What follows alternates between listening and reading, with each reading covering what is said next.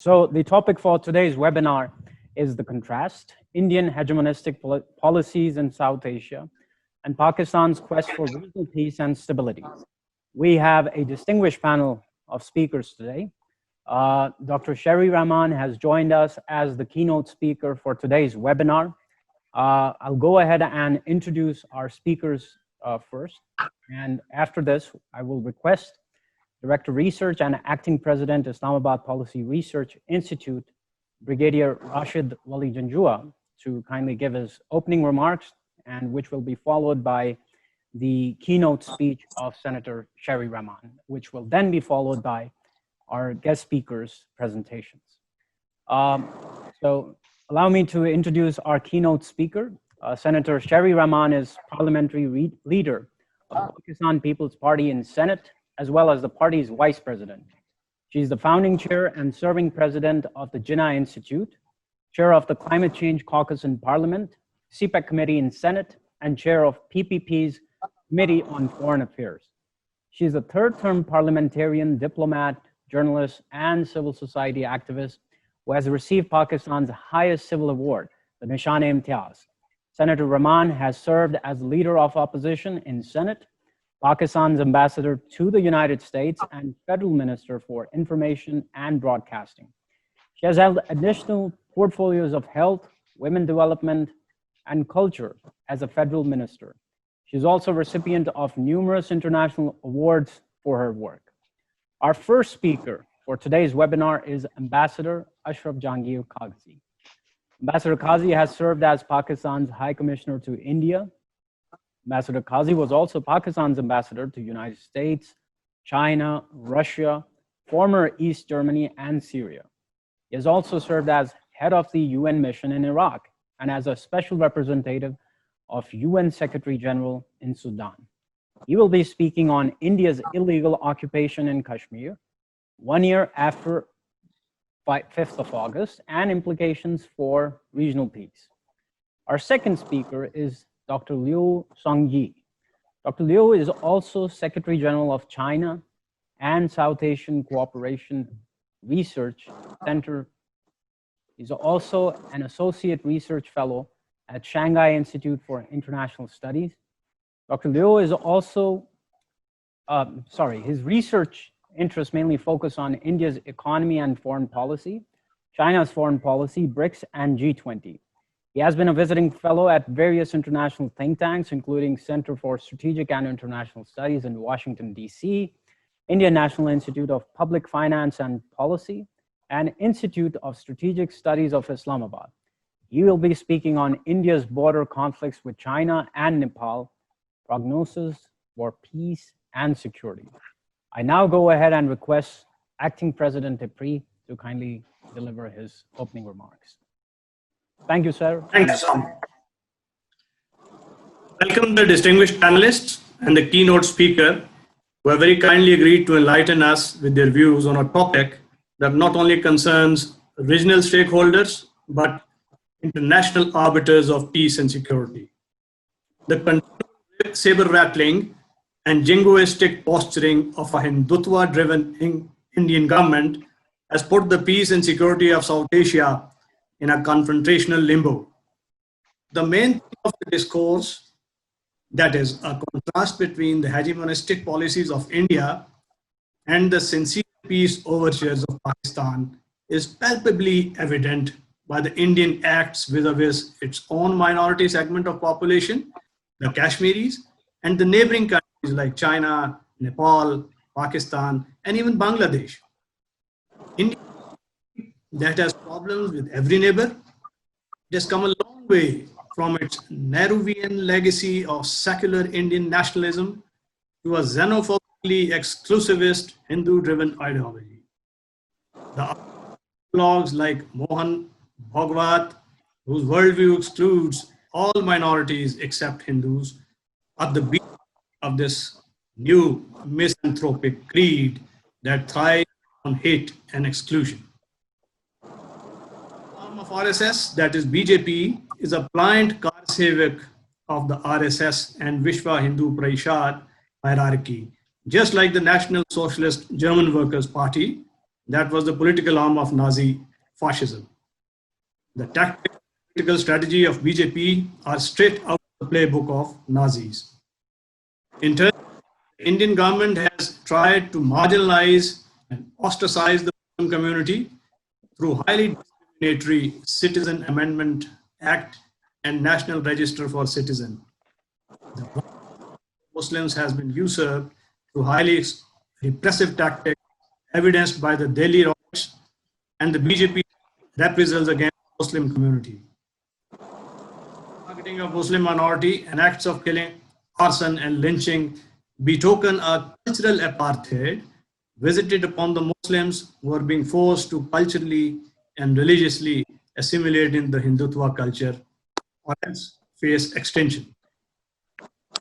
Indian illegally occupied Jammu and Kashmir state has been annexed a year ago in flagrant of UN Charter and Security Council resolutions. Jammu and Kashmir is in a state of siege and the terror has been let loose on the citizens. The attempt to alter the demography through Article 35A is in fact a cultural apartheid that threatens to erase the political identity of Kashmiris.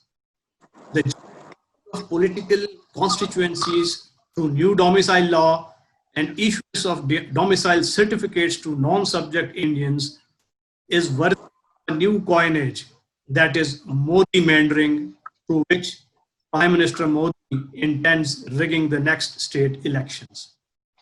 The conflict in Kashmir is accompanied by Indian border spats with Chinese in Ladakh and Nepalese in Lip Lake Pass area. A country at war with most of the regional countries has thwarted all sincere attempts at peacemaking. Pakistan's consistent attempts to seek a resolution of Kashmir dispute as per the UN Charter and all other bilateral attempts at easing tension and promoting neighborly relations have been spurned by India. Instead of responding to peace overtures, the Indians have been ratcheting up tensions and even resorting to cross-border air attacks on LOC. Their attempts to arm themselves feverishly are disturbing the delicate strategic arms balance between two nuclear-armed countries.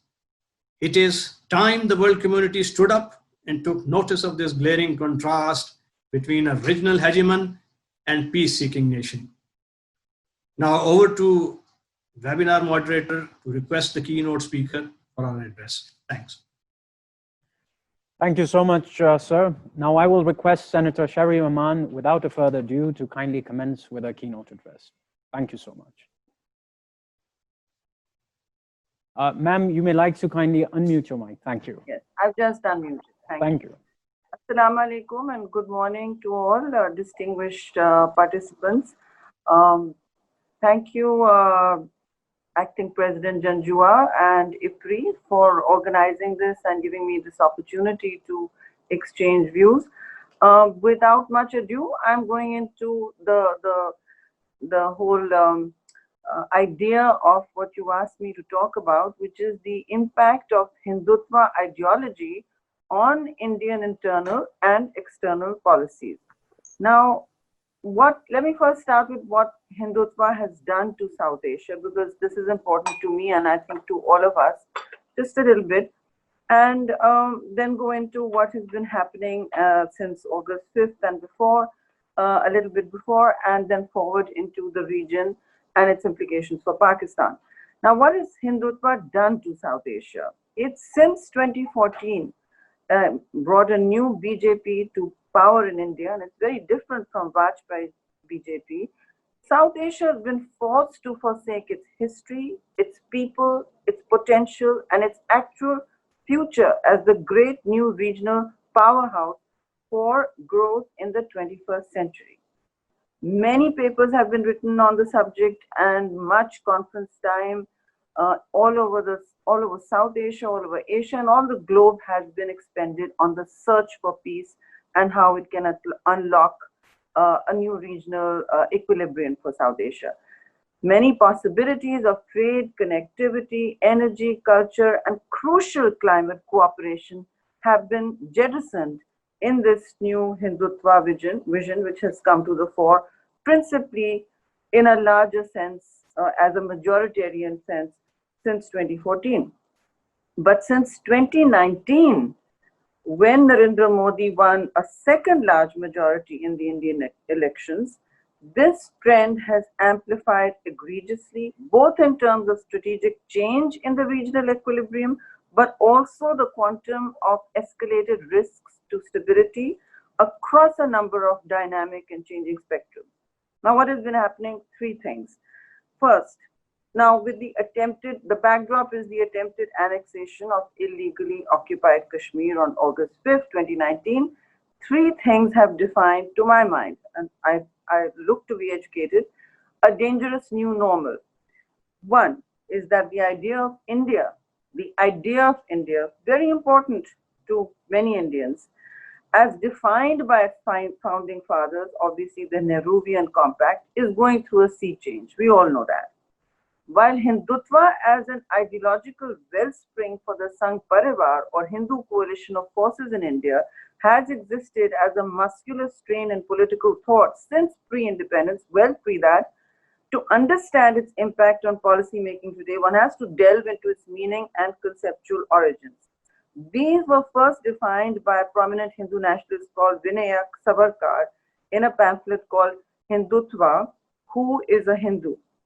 Why its genus or birth is important is because, not birth, but its genus is important because it situates India's decision-making impulse in a domestic context of a civilizational Hindu identity that is united first and last by its blood bond of a Hindu fatherland, which requires constant defense against imagined and real invaders.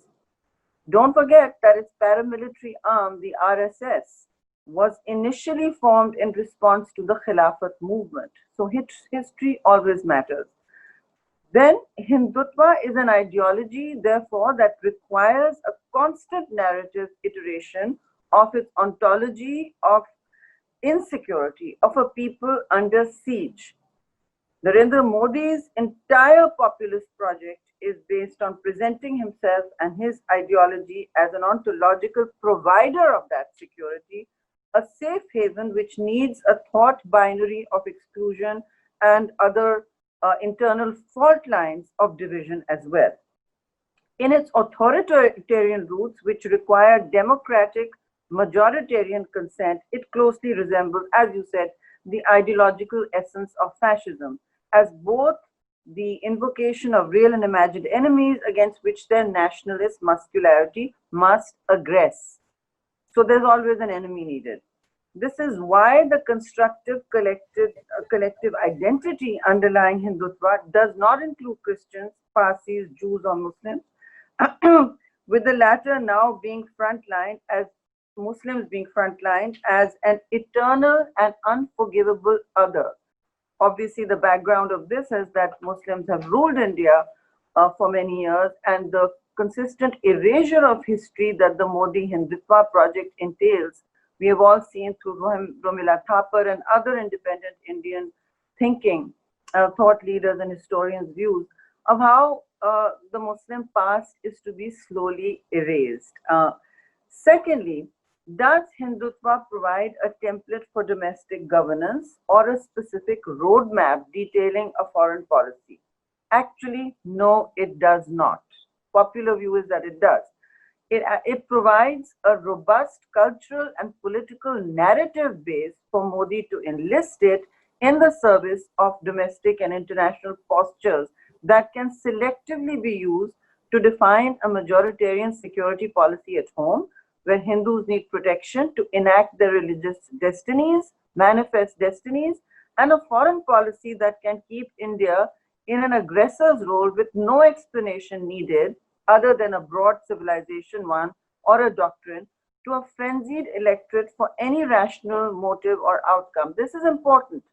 No rational motive this is not a blueprint or day-to-day policy roadmap given in Hindutva. It's a broad civilizational underpinning, and it seeks constant aggression, but it can be utilized specifically by a Hindu ruler using the ideology in ways that suit them politically, both domestically and externally. So, and third, how has Hindutva changed India's posture and policy in the region?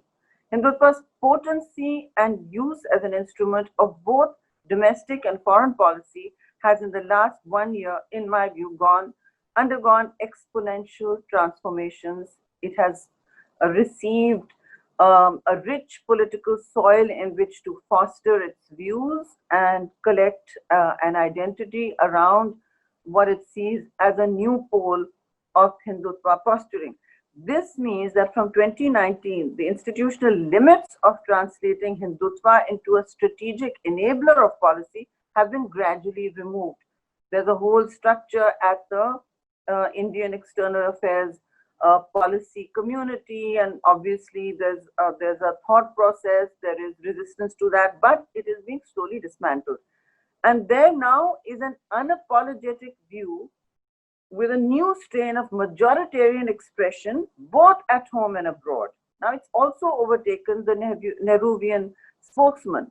In policy parlance, this means a potential shift from political pragmatism to an overt ideological commitment, which now comes into play. This explains how Modi has been able to take on probably much more than he can chew, both in Kashmir and the South Asian neighborhood. In this identity-led framework of policy agendas where he doesn't really have to justify a rational dotted line in potential outcomes, the role of domestic primacy is both cause and effect. He doesn't have to justify to a public as to where this will lead India or what the dividends of peace could mean for India. No, he doesn't need to justify constant state of conflict because he's using ideology. So there's no rational explanation needed. And what it creates is cultural and media products that either keep India under siege from without, in their imaginarium, in the Hindutva imaginarium, causing a chain of events in the external sector. You saw Balakot and Pulwama, or responds to a bad, it creates a bad domestic outcome in response to bad domestic outcomes such as poor economic performance or COVID policy challenge disasters. Now, examples abound, and I'll give you one or two. An upcoming state or general election, for instance, where BJP's majority is challenged, take Bihar in November, becomes a narrative space where external threats to India must be invoked by an otherized rival. The otherized rival is Pakistan, quietly uniquely so. And this is why you hear of scaled up violence on the LOC or a false flag operation that becomes politically pivotal for manufacturing consent around a hyper-real, ultra-nationalist public conversation. You hear it on the media all the time. The media has become what I call Fox on steroids. It is that ultra-hyper, with a few exceptions. George Verghese provides a classic example in his book where the Hindu great growth of rate, is lamented. This is as back as 1978 by an economist, Raj Krishna, who has no connection to Hindutva, but Hindutva politicians today use it to decry a self-coined Hindu timidity and India's alleged lack of progress, which they argue is due to the subjugation of Indian society by foreigners, the foreigners being Afghans, Mughals, Timurids, before them Muslims.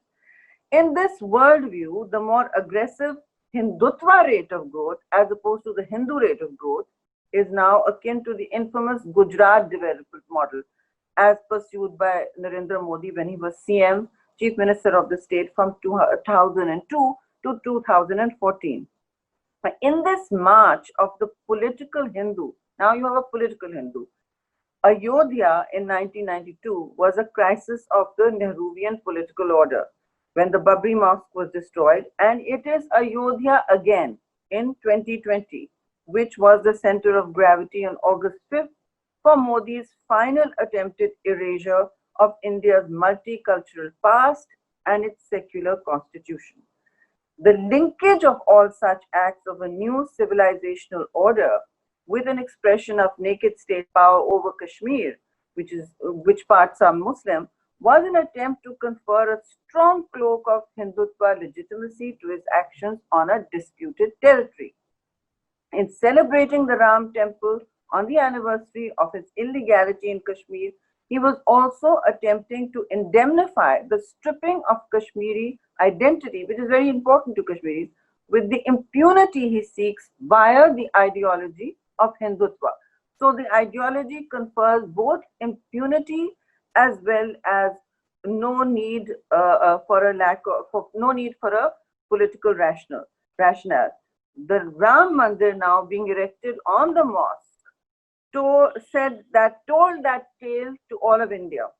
It's Muslims, it's Kashmiris, and the world, that Hindutva provides the ideology that legitimizes state terror. You can call it saffron, you can call it what you like, military action, and even attempts at illegal annexation. So Hindutva provides what is called as a unifying myth and legitimizing policy formulation for doing what in the rational world would seem very, very open for challenge. And certainly there is. I'm not saying for 1 minute that there is only one India. It's important to always remember there are many Indias still at play today.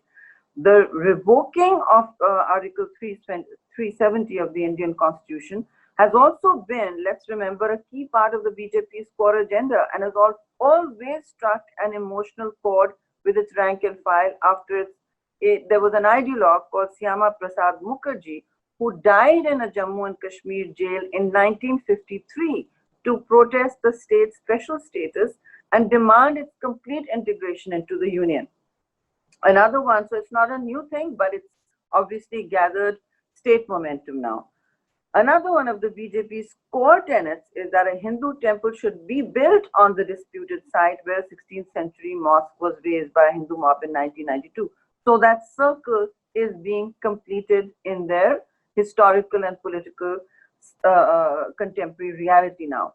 And it is under Prime Minister Narendra Modi and his confidant Amit Shah, both unabashed practitioners of Hindutva politics, that the BJP has made rapid strides in meeting this agenda.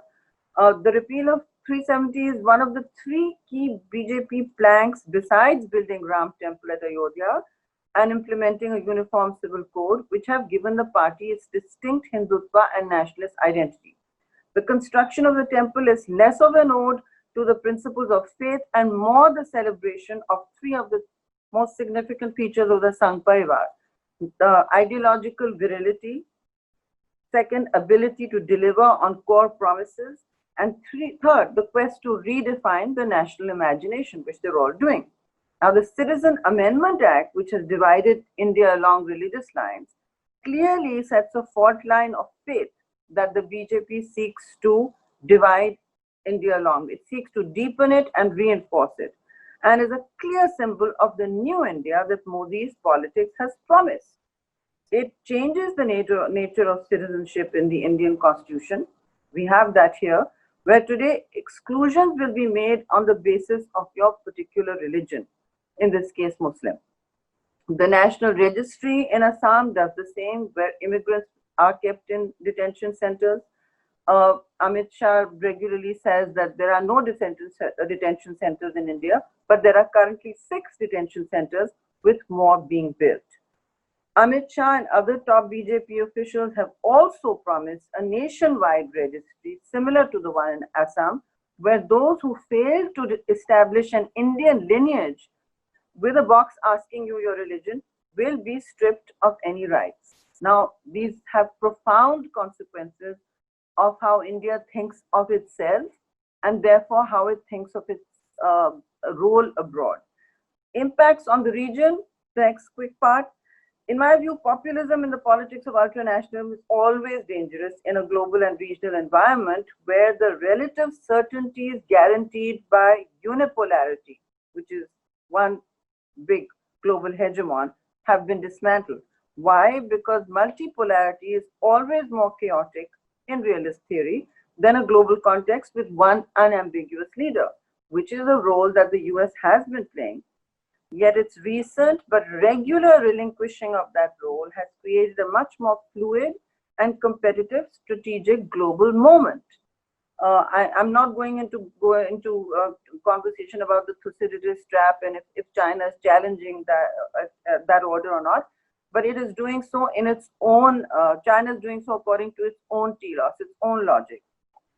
It obviously, this kind of environment obviously opens the door for opportunities such as the one China is taking, and in multilateral forums, take the WHO or the Climate Change Forum, but also enhances a range of risks in regional alliances.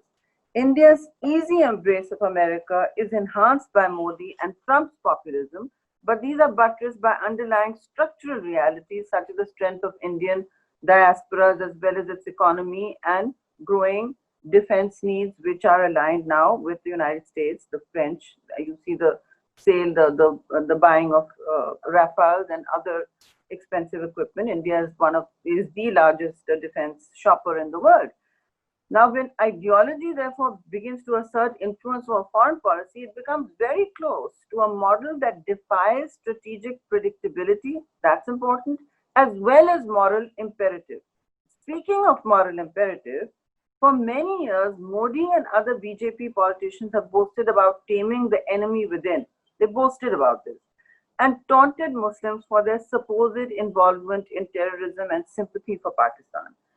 His words at one point during the Gujarat years were so strong that Modi was briefly subject to travel bans from the United States, Britain, and some European nations, and was refused a travel visa to the United States in 2005. Now, the intervening years have only seen Modi strengthen his anti-Islam stance, helping to entrench Islamophobia among an eager audience.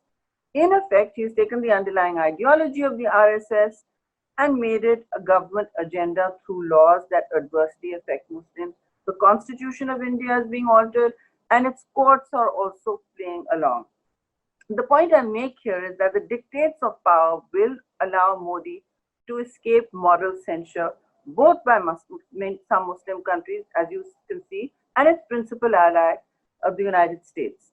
Now, Hindutva and foreign policy, very quickly, I want to say that the foreign policy commentariat is divided on Modi and foreign policy, principally because there are many Indian voices on the global stage. In my view, there are two Narendra Modis. One is the strong man who is ready to assert India's Hindu identity across India itself, and in what he considers weaker states in the region. The other Modi is the pragmatic transaction seeker who will reluctantly defer to powers such as China. And you saw that in the standoff in Ladakh, how they negotiated and brokered that entire standoff. But on a broader global stage, seeks a seat at the multilateral table by projecting economic power. And there he tries to act rationally. The projection of national power is more seen as national, and Hindutva is aligned more as a cultural influence, as yoga, as India's large peace-seeking, almost Buddhist-like influence, soft power. So he channels it differently for different audiences. And there, obviously, he's also projecting his market. India market is huge. You can see the whole Huawei disconnect. The decoupling is very traumatic for everyone, but as a different, he plays by a different set of rules. In the forums where he is the big arms shopper from the United States, France, and Russia, it plays by a different set of rules, which, while investing in demonizing Pakistan as a terror facilitator, he becomes a transactor of rational economic and global policy. So there are two different Modis, one in the closer region, and then one on the global stage. Pakistan is a particular thorn in Modi's side because it notionally challenges and impedes Modi's ascent to the South Asian region's hegemon. India's northern neighbor is also an obvious rival. I mean, there's no discussion on that. The scuffle in Galwan Valley is old news now, but the situation and the perceived loss of face due to India's inability to put its actions behind its words there has left PM Modi's Hindutva movement, even in India, a little battered. It was questioned very vociferously and robustly on the Indian media. And then they all turned around to square that circle and to tie it up with a rational actor, India, the rational actor, whereas China was concerned. There was not enough rational thought put into Indian moves in Kashmir, however, and there was not enough of that discussion because this part of it stemmed from, part of the standoff stemmed from India's unilateral decision to try and change the regional situation of Kashmir and Ladakh areas, not playing according to script, and that is a serious load.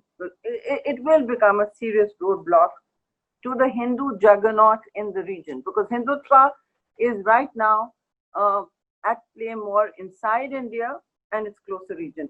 Why is China and its BRI with CPEC as its poster child such a target for joint US-India containment? The answers are very obvious, but it's more due to the fact that India can never be considered a great power until it can gain supremacy in its own backyard, which at this point of China's progress and ambitions are going to make that dream virtually impossible.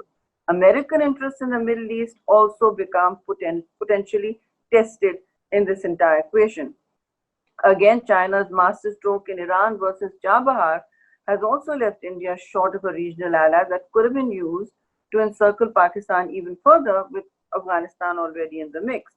Now, I can go into India's relationship with its neighbors and the whole European relationships with the Middle East, with Pakistan and China. But what we see right now is, I don't want to, I think there's a lot of room for talking about that. And other people better than me are certainly going to discuss that. But it's very clear to me that Pakistan and India have clearly gone in two different directions. And if we, in this whole context of a unipolar moment passing, Pakistan becoming vulnerable to the Quad and to the Indian and United States maritime and Pacific power play. So in that, obviously, Pakistan's relationship with China is very critical, and they are being seen as two camps. Having said that, I want to say I don't think China is also looking at the world in old South Asia or old Cold War lenses, because the old Cold War was definitely divided up the war literally with a physical iron curtain, and you had to be in one camp or the other. The world is more complex now. And the world of supply chains is crucial to how diplomacy is conducted and how policy is played out. And India is a player in all of that. India is a player in all of that. It continues to trade with China. It continues to, it has, for instance, done surgical strikes on on Chinese apps, but it's not been able to do much more.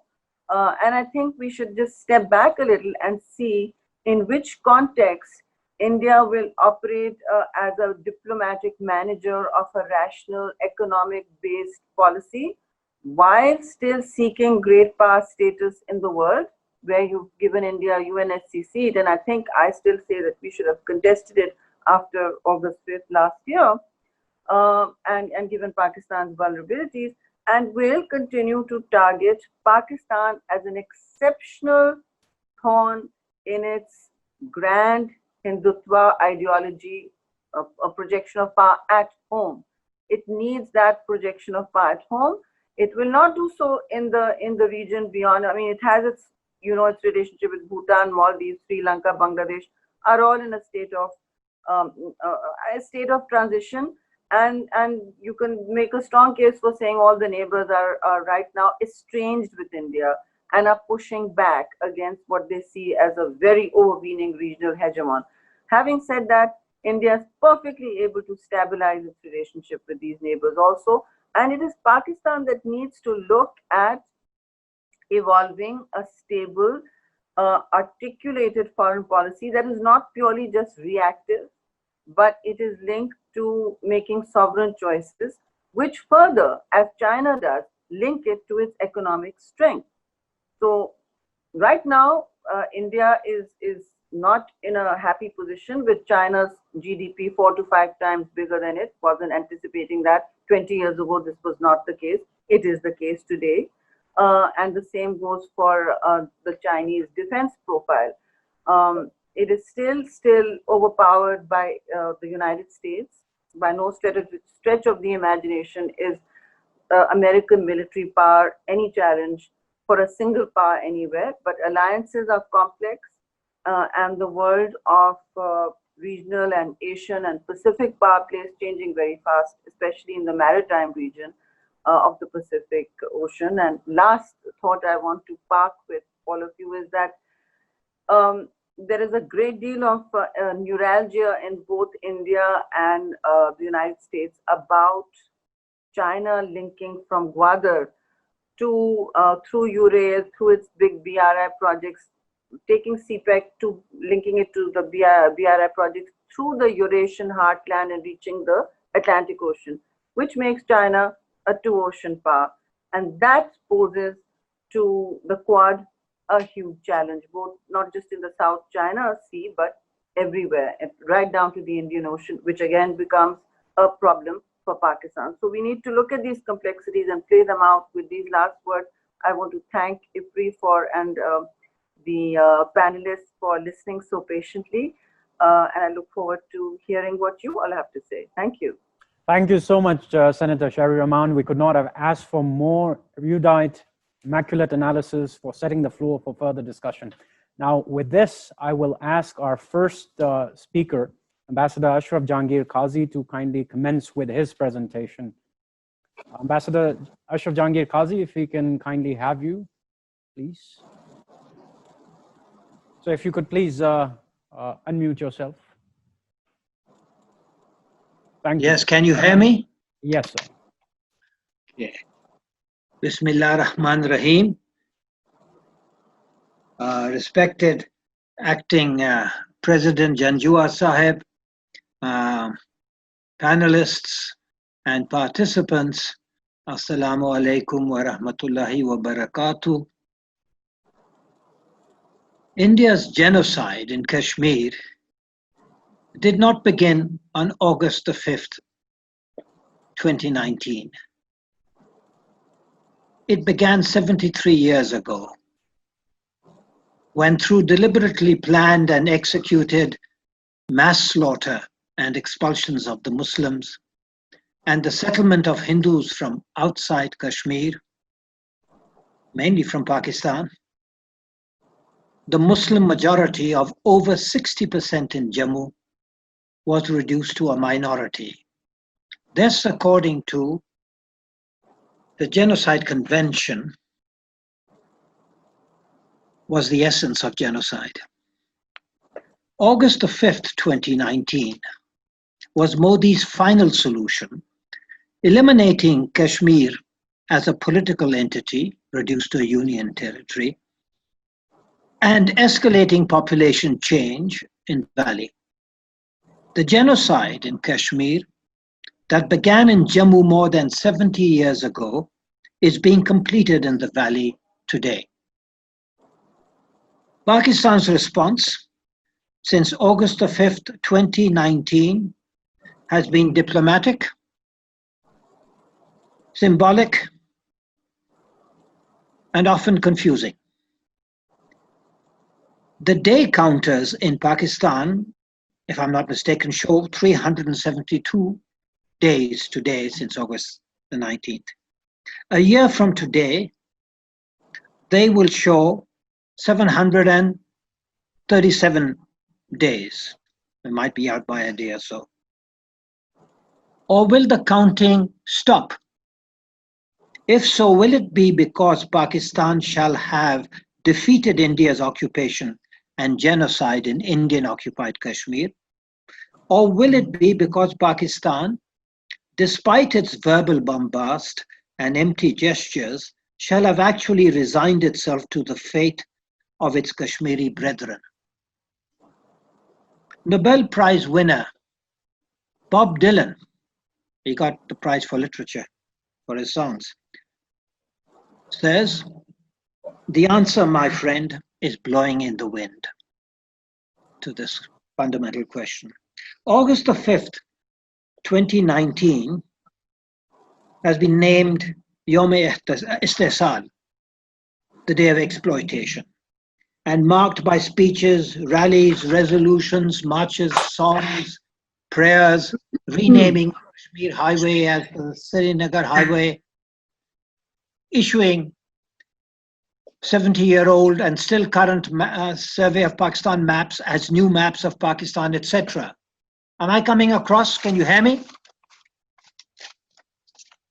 Yes, so we can Hello? hear you. So please continue. Yeah. The Prime Minister recently said, and I quote, "The world is watching India.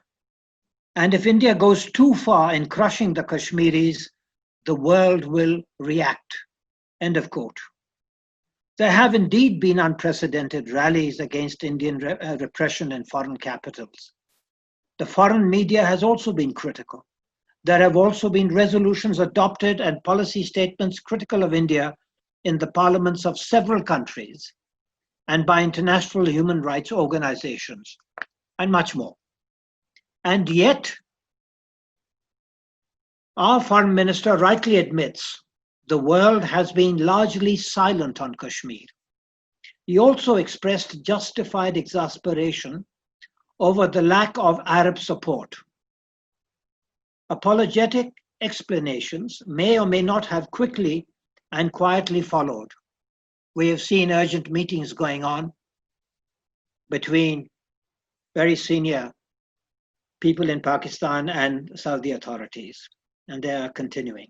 Regarding the so-called new map of Pakistan, the Prime Minister explained, and I quote, "It was essential as a reaction to Indian designs, as it had also unveiled a map showing Azad Kashmir as its part. However, Pakistan was clear that the matter must be resolved as per UN resolutions which had been depicted on the map," end quote. So is Pakistan just mirroring Indian policy, which is to designate Azad Kashmir as POK, Pakistan Occupied Kashmir?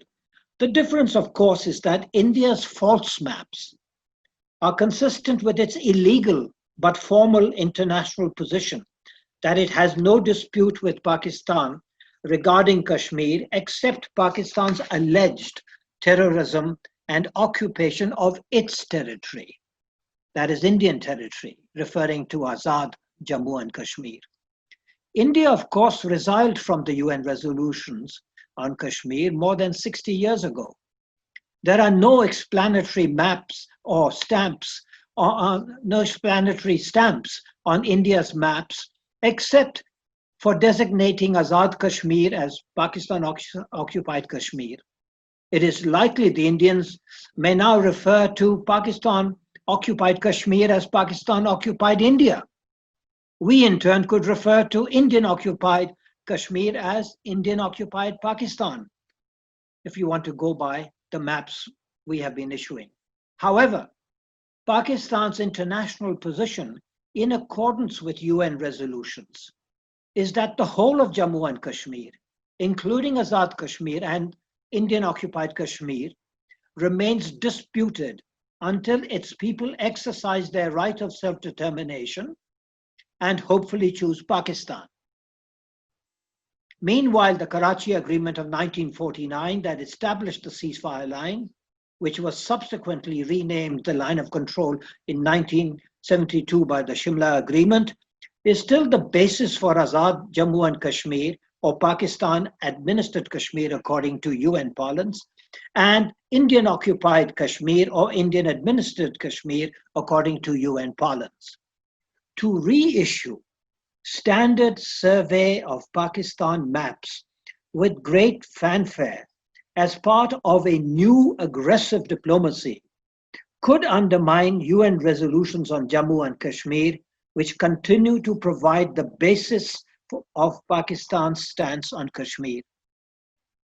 This can seriously damage Pakistan's diplomacy on Kashmir, despite the explanatory stamp on the so-called new maps, which refer to UN resolutions and a plebiscite. These maps, of course, legitimately represent the aspiration and the political commitment of the people of Kashmir and Pakistan. But to suggest their reissue represents a change in Pakistan's Kashmir policy introduces an element of confusion and could play straight into India's real strategy, which is to render UN resolutions and maps irrelevant and convert the line of control into an international border and permanently separate Azad Kashmir from Indian occupied Kashmir. It was therefore strange to see the Azad Kashmir leadership participate in this exercise. Irresponsible symbolic games and political fanfare might temporarily excite domestic audiences, but they make no impression on the international community. Moreover, they raise suspicions among Kashmiris on both sides of the line of control and also among friendly countries about the consistency, credibility, sincerity, and sustainability of Pakistan's Kashmir policy. The Prime Minister has ruled out back-channel diplomacy. Back channels are essentially for troubleshooting when diplomacy hits snags in negotiations. They cannot replace conventional diplomatic dialogue or the negotiating process. Moreover, it is important to realize there will never be a zero-sum settlement of Kashmir in which either Pakistan wins and India loses, or India loses, or Pakistan loses and India wins. This will not happen.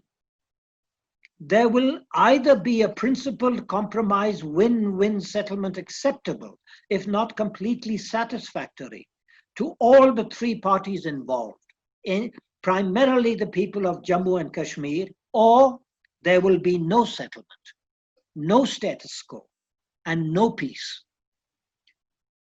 So what is to be done? Paschhi bayad kar. Broadly speaking, Pakistan should follow a two-track Kashmir policy. This is my view. I'm sure there are those who might disagree. In the first track, despite Indian hegemonism, its refusal to talk to Pakistan, and its escalating genocide in occupied Kashmir, Pakistan should nonetheless explore every opportunity to initiate a dialogue and confidence-building process with it in order to A, bring about progress towards a principled compromise Kashmir settlement, and B, bring about an immediate end to Indian genocidal policies and significant and verifiable improvement in the human and political rights of the people of occupied Kashmir. In the second track, Pakistan should simultaneously convey to the UN Secretary General, the UN Security Council, the major powers, especially China, and of course all, and naturally the US is important, and the people of Pakistan and Kashmir, that if its first track efforts fail because of India's insane obduracy, it will use its full potential to stop India's genocide in Kashmir, if only because that would inevitably pose a mortal threat to Pakistan itself. It would be hypocritical in the extreme if after issuing so-called new maps showing the whole of Jammu and Kashmir as part of Pakistan, the government of Pakistan refuses to openly commit itself to stopping the crime of genocide on the overwhelming Muslim majority of the Kashmir Valley. According to the new maps, that would be genocide on Pakistan's territory and population. These new maps are justified. They're right. They represent the legitimate aspirations and goals of the people of Pakistan and Kashmir. But they do introduce an element of confusion when we consider Pakistan's formal position at the United Nations and in the international forum, where, as I've mentioned, Kashmir, the whole of Kashmir, the former state of Jammu and Kashmir, is actually disputed territory according to UN resolutions, which are the basis of Pakistan's policies. And if we introduce old maps as new maps, as evidence of a new aggressive diplomacy, then people will ask, What indeed is your policy? What indeed is your attitude towards the UN resolutions? Have you changed your policies? You know, which we have now gone to some length to explain. No, no, no, our policies remain unchanged. And therefore, people may ask, then what is the significance of these new maps? That is why the suggested two-track policy is the only way to prevent war and genocide. We have to seek peace with India, despite India's refusal to talk Pakistan. And if, as is most likely, India will utterly refuse and continue with this policy of progressive genocide, a time will come when you will have no choice but to stand up and tell the world, including friend and not so friendly countries, that Pakistan will not permit genocide, not only for moral reasons, but for its own existential reasons. The international community has to be awakened to the extreme urgency of exercising maximum pressure on India to desist from its criminal and genocidal policies in Kashmir, which are leading to global catastrophe. This two-track policy will, of course, require consensus political support in Pakistan, which it will be the responsibility of the entire political leadership, and particularly the government leadership, to rapidly develop. There have to be informed discussions rather than playing politics with Kashmir. Unfortunately, the international community views Pakistan as a soft and fractured state and a verbose but risk-adverse leadership which will do essentially nothing. It expects Pakistan to let off steam from time to time, make symbolic gestures, and resign itself to the inevitable in return for the charade of talks with India and controlling Kashmiri and Pakistani outrage when betrayal becomes too obvious to disguise. However, if against all expectations, the Pakistan government can summon the courage of its overstated convictions, it might yet realize the rapidly dwindling prospects for a more peaceful and cooperative subcontinent that can significantly contribute towards avoiding the 5 global death sentences of climate catastrophe, including the 6th extinction, nuclear conflict, including nuclear weapons buildup, COVID-19 and coming waves of pandemics, governance by democratic deficit, fake news and false narratives, and extreme and structurally protected social, political, and economic inequalities. Meanwhile, Istisal is a totally inadequate description of genocide, including a full year of a draconian double lockdown against a targeted people and a domicile policy calculated to eliminate their majority in the valley. August 5, 2019 is actually Yom-e Zulmo Istibdad-o Nasl Kushi, the day of injustice, repression, and genocide. Finally, in a soft state where ruling elites instinctively view the costs of national transformation for national survival as more onerous than the costs of national demise, words are dead. They do not generate action. Only amongst the living can words beget sustained movements and presage success. Thank you very much. Thank you so much, sir. And now I will move on to our second speaker, that is Dr. Liu Zongyi. Dr. Liu Zongyi will be speaking on India's border conflicts with China and Nepal, prognosis for peace and security. Now, over to you, Dr. Liu. Thank you very much. Can you hear me? Yes, sir, we can hear you loud and clear. Okay, thank you. Islam alaikum, dear friends from Pakistan. Walaikum salam. I'm honored to be invited to participate in this conference. April has a long time of cooperation with me and the Shanghai Institute for International Studies. I appreciate it very much. As we know, India now has boundary conflicts simultaneously with China and Nepal and Pakistan, in fact. I would like to share with you my observation on these issues and analyze the prognosis for peace and security in the region. I think the bloody conflict in the Galwan Valley is a contingency.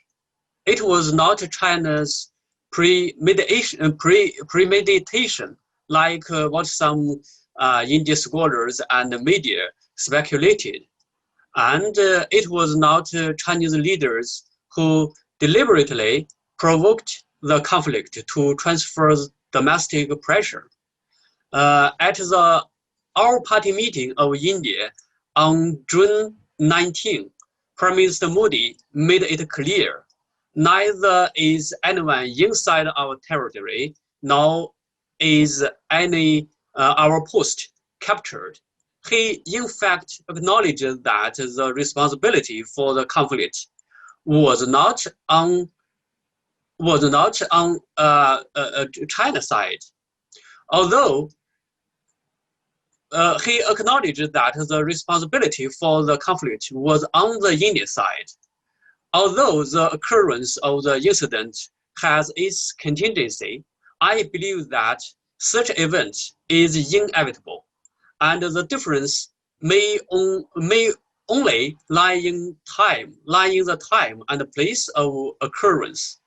This incident is a result of misdirection in India's domestic political process and its policy towards China. Firstly, after Modi came into power, he vigorously agitated Hindu nationalism, as the senator mentioned, which posed a threat to regional peace and stability. Prime Minister Modi and the BJP hope to build India into a one nation, one language, and one religion country with the aid of Hindu nationalism. To achieve this goal, the Modi government suppressed Muslims domestically and attacked and isolated Pakistan externally. And China, unfortunately, was hurt because of its close relationship with Pakistan. The removal of Kashmir's special constitutional status is a key part of the domestic political agenda of the Modi government and the BJP. However, India amended Article 317 of the Constitution and redivided India-controlled Kashmir into two central territories of Jammu Kashmir and Ladakh, which violated China's territorial and sovereignty integrity and provoked territorial disputes with China and Pakistan at the same time. Pakistan has remained constrained by now. China expressed dissatisfaction with this and proposed to discuss the issue in the UN Security Council. The Indian side is guilty, but believes that China's position on Kashmir has changed. India is very worried about having to deal with 2.5 fronts in a conflict with China and Pakistan. So it tries to occupy the strategic commanding elevation of China-Indian border area and establish the strategic advantages against China. The Galwan Valley is an important transportation route for the Indian Army to enter the Aksai region, thus to climb the Qinghai-Tibet Plateau, and for China to enter Ladakh. India's attempt to access Nepal's territory near the Liplak Pass is for the same reason. However, the Galwan Valley is located at the Chinese side of the line of actual control of November 7th, 1959. This time, the Indian side crossed the line of actual control to build a route in the Galwan Valley, leading to the PLA's countermeasures, which is the direct cause of the conflict. And secondly, India's policy of constantly seizing strategic points and commanding elevations in border areas has its historical coherence. It was the Nehru government's continuous forward policy in the border areas between China and India that led to the conflict in 1962. In the 1960s, 70s, and 80s, the India side did not stop carrying out the forward policy or offensive defense policy, which resulted in a serious boundary skirmishes. After Rajiv Gandhi's visit to China in 1988, China-India relations recovered, and the two countries began to explore confidence-building measures in border areas in 1993 and signed two agreements in 1996 and 2005, stipulating that both armies should not use weapons in border conflicts. Although these regulations limited the scale of the conflict in the border areas, it has a negative impact on the defenders. After Modi came into power, Indian government pursued the so-called Doorward doctrine in dealing with border-related issues. The offensive defense policy was stronger. And thirdly, the performance of India's frontier forces, as well as the rewards and the promotions of frontline officers and soldiers, are closely related to the effective implementation of the offensive defense policy. India's frontier forces rotate regularly and they compete each other, which makes them more aggressive. In recent years, with the improvement of India's infrastructure construction capacity in the border areas, India's frontier forces can reach more places in the border areas between China and India, and the disputes over the line of actual control between the two countries are more permanent. Because the Chinese army abides by the agreements on confidence-building measures in the border areas between China and India since 1993, it lacks powerful countermeasures against the provocative acts from India, which makes the officers and soldiers of India's front line act brazenly and without scruples. Finally, the aggressive policy of Modi government on the border between China and India is closely related to the current international environment. As the US government increasingly regards China as a strategic competitor, China is facing increasing pressure from the United States. Since Trump came into power, the United States has put forward the Indo-Pacific strategy, and India has become an important pillar of the Indo-Pacific strategy of the United States. India's policymakers passionately believe that under the pressure of the United States, China can only bear and swallow the bitter pill in the face of India's aggression in the border areas. The Donglang standoff in 2017 and the Galvan conflict are the inevitable results of India's policy towards China against the international background of the strategic competition between the United States and China. The Donglang standoff took place before India's Prime Minister Modi paid a formal visit to President Trump for the first time, before the US, Japan, India, Malabar naval exercises, and before the Xiamen BRICS Summit and the 19th National Congress of the Communist Party of China, and when the Chinese military reform was just beginning.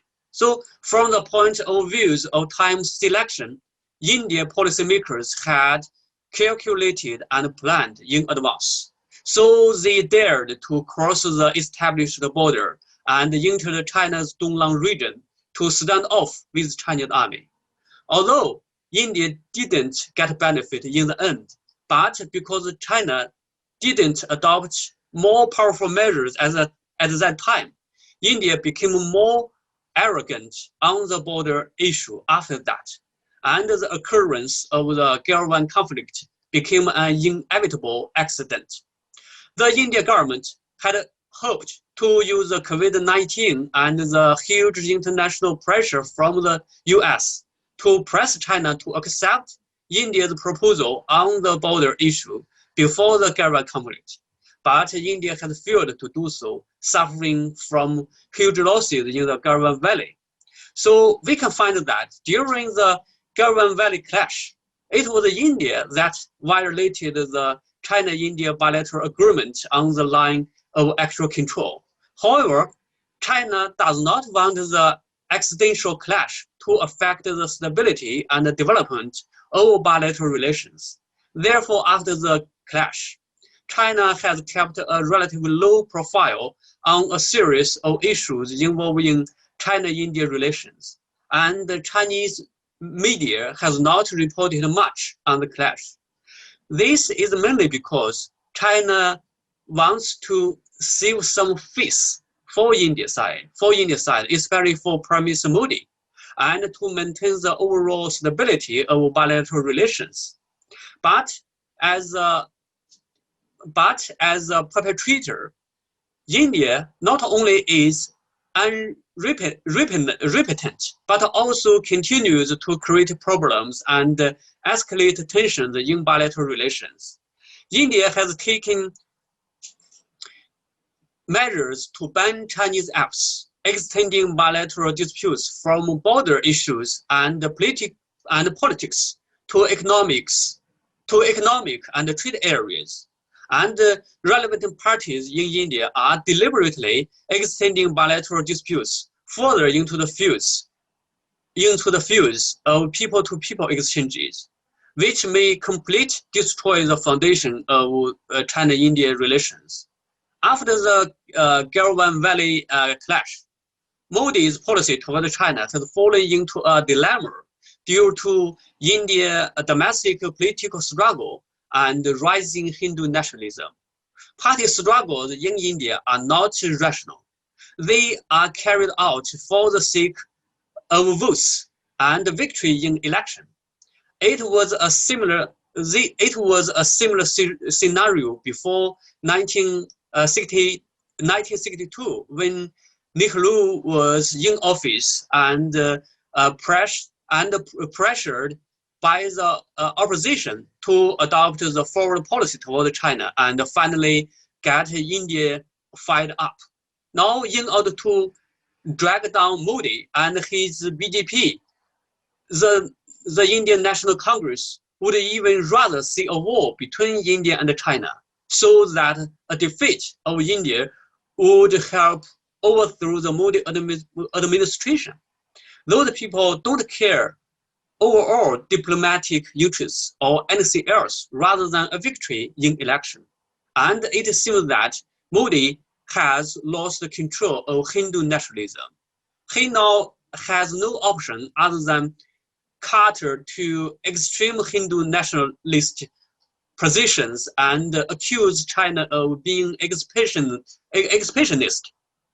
Constrained by party struggle and nationalist sentiment, Modi has been caught in the dilemma. He cannot fight a war with China, neither can he make peace with China. But and also he still he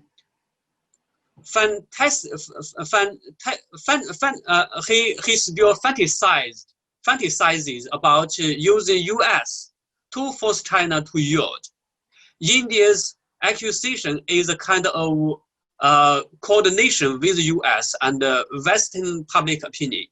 The US is trying to start a new Cold War with China. The Modi government's moves show that New Delhi is closely taking the steps with Washington to besiege and contain China.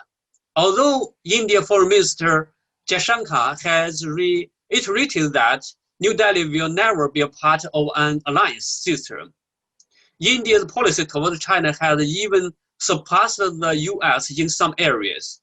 India is de facto at the forefront of the anti-China campaign led by the Washington.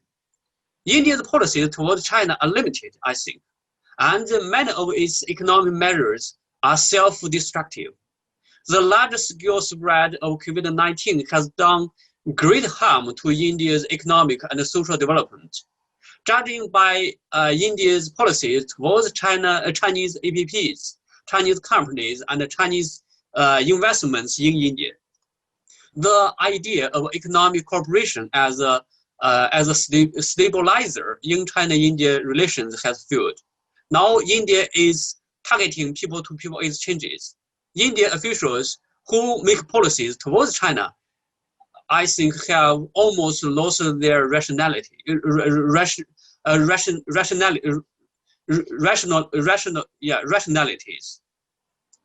China-India relations have deteriorated dramatically, and New Delhi is to blame.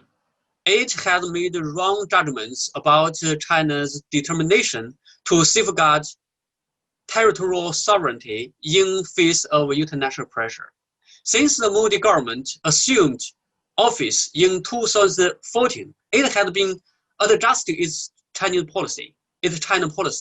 It hopes to resolve the border issue with China based on India's view, so that it could spare more energy to deal with Pakistan and shift its strategic focus to the Indian Ocean.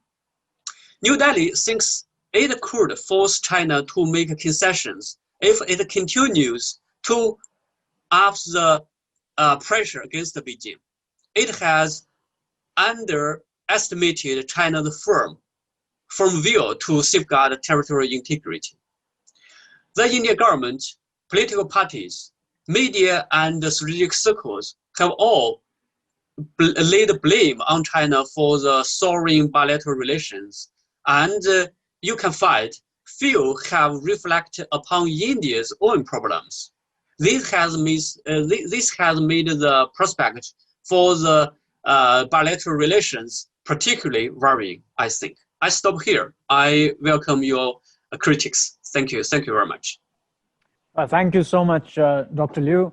And now we will go to Acting President Deputy, Brigadier Rashid Wali Janjua, as he has the first question. And being as the Master of Ceremony, I will certainly be extending that privilege to him. And from there, I will move on to take other questions, as you can see from the chat section.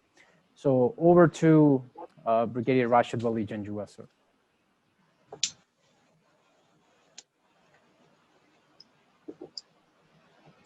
So kindly unmute yourself, sir. Yeah. Thank you. Can you hear me? So I have a question from Senator Sherry Rahman. Since hegemony emanates from ideology, and is there a chance of India moderating its aggressive policy vis-a-vis Pakistan and other neighbors, especially considering that there is a demand, obviously, for this muscular Hindutva-driven nationalism in India?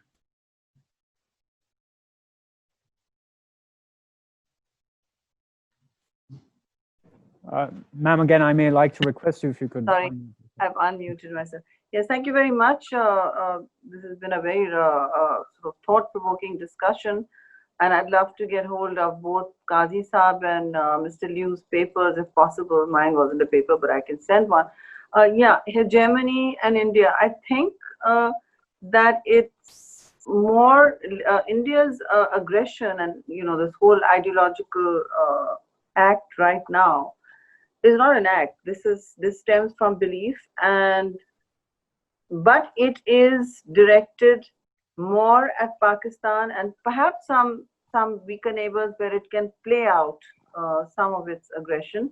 But really, it's most useful to India in Kashmir, and that's where it's already acted out, if you like, the thought that lies behind such aggression. Indian search for hegemony is not a new one. It's been there even since Nehruvian times. They say one thing, but the search for hegemony has always been there. Now it's of course amplified. It's got a rationalizing metaphor. It's got an ideology underpinning it.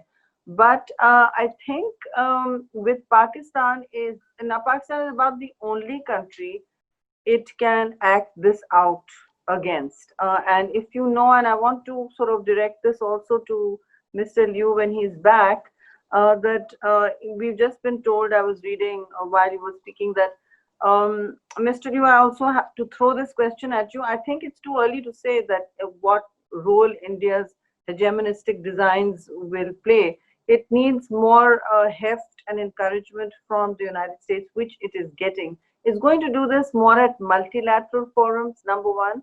At the UNSC right now, it's received more votes than we expected, and I'm told that it was quite serious. Although only 129 votes were required, India got additional votes for quote unquote having the capacity to fight for its territory. And the person who sent it to me said, our understanding is that India got these many votes as its forces stood up to China at Galwan in East Ladakh in June. So now even the standoff is being put as played as an asset in India's favor, and it's being encouraged to take on China at all forums, at all levels. And I'm sure if you look at and coming back to your question, so I want Mr. Liu to address how will China counter this at the UNSC and other multilateral forums. To circle back to your question about hegemony, please look at the United States counter-terrorism report, the last one. With right now Pakistan's assistance required in an exit in Afghanistan by the United States, or less and less so, despite being in this urgent relationship of facilitation where Pakistan is seeking to be to put itself in the solution finder's box as opposed to the problem finder's box, problem creator's box, the narrative in that report is very strong. It's against Pakistan, and it puts Pakistan in the dock strongly and firmly for fostering and continuing to foster terrorism. That, to my mind, is a precursor of the sign of further times to come, which India will and can use at multilateral forums. We will see more aggression from India at multilateral forums, including FATF, including the United Nations various committees and protocols and regimes where Pakistan can be squeezed. So Pakistan is going to be squeezed by Modi, but it's going to be more at multilateral forums. I can't speak to strategic and tactical aggression on the LOC. I think it's definitely going to escalate whenever there is for instance, whenever there is a threat to Modi internally. It will, you will see violence escalate at the LOC, at the working boundary, even perhaps a false flag operation, as has been pointed out repeatedly. And there's a list of sort of actions that India can take to needle and squeeze Pakistan and humiliate Pakistan when Modi encounters defeats or challenges at home. This is the nature of his Hindutva. He can't very well do it to other countries without a significant international opprobrium and taking on other complexities. It wants to retain some SAARC leadership, South Asian leadership role, and put Pakistan out of that, pull Pakistan out of that circle. Especially irksome to India is Pakistan's relationship right now with Afghanistan, where it sees itself having lost a fair amount of development and political capital. But I think we should not be rejoicing too much at any of these inflection points, because Pakistan still has to look at its own strengths and work on those. As long as we are economically weak, we will be vulnerable at all forums, both strategic and multilateral. Thank you so much, Senator Sharri Rahman. Now we'll move on to the next question, which is from Mr. Adil Mukhtar. He is working as an assistant research officer at IPRI. And that question is again directed at you. His question is that given rising Chinese strength and increasing regional and international opinion in Pakistan's favor, how much should Pakistan actually come out and actually use this leverage to ally with China and sort of, exert its pressure over India, particularly with respect to Kashmir?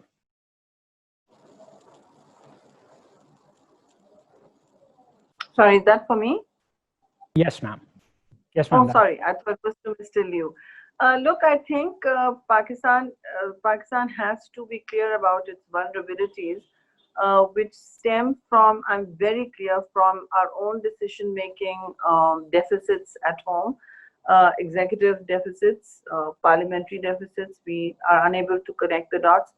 And if we are seeking strength and ability to counter India, the best way is not seeking security umbrellas elsewhere, externally.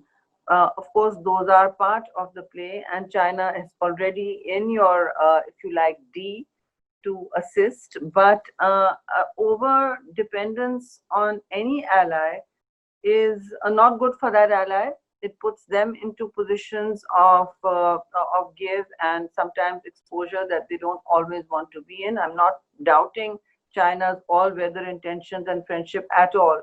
I think we should actually respect that and not put it in a position of overuse. Allies and friends remain friends without constantly using each other's strengths. And I think that's very important. So having said that, yes, while China will be in a position to obviously impact India, it is in Kashmir that we have to have this conversation. It's at the UNSC where we have to have this conversation, where China has already been pressed into service many times to counter the terrorism label that we get and the moves in the UNSC. But having said that, really the constant search for external umbrellas of security has to be parlayed with two things.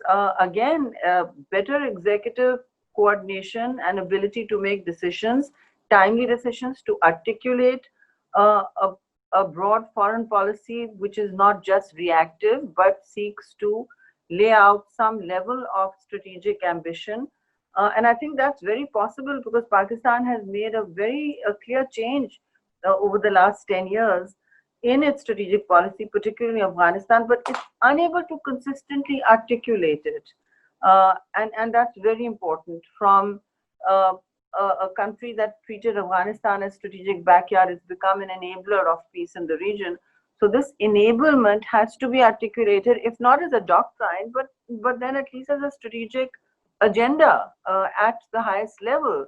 And for that, it must have political unity and clear statement of intent. You can have a nuclear policy that's ambiguous. You can't always have a foreign policy that's ambiguous and purely reactive. And right now, that's what we're seeing. We're seeing confusion and reactivism, and that's not helpful for a country that is seeking to ward off this level of risk, vulnerability, and aggression from a neighbor that has American support, that has a Pacific area Quad support, that has a huge economy behind it, and an ideology motivating and explaining aggression at home. So these are very serious risks that Pakistan faces literally at the strategic level.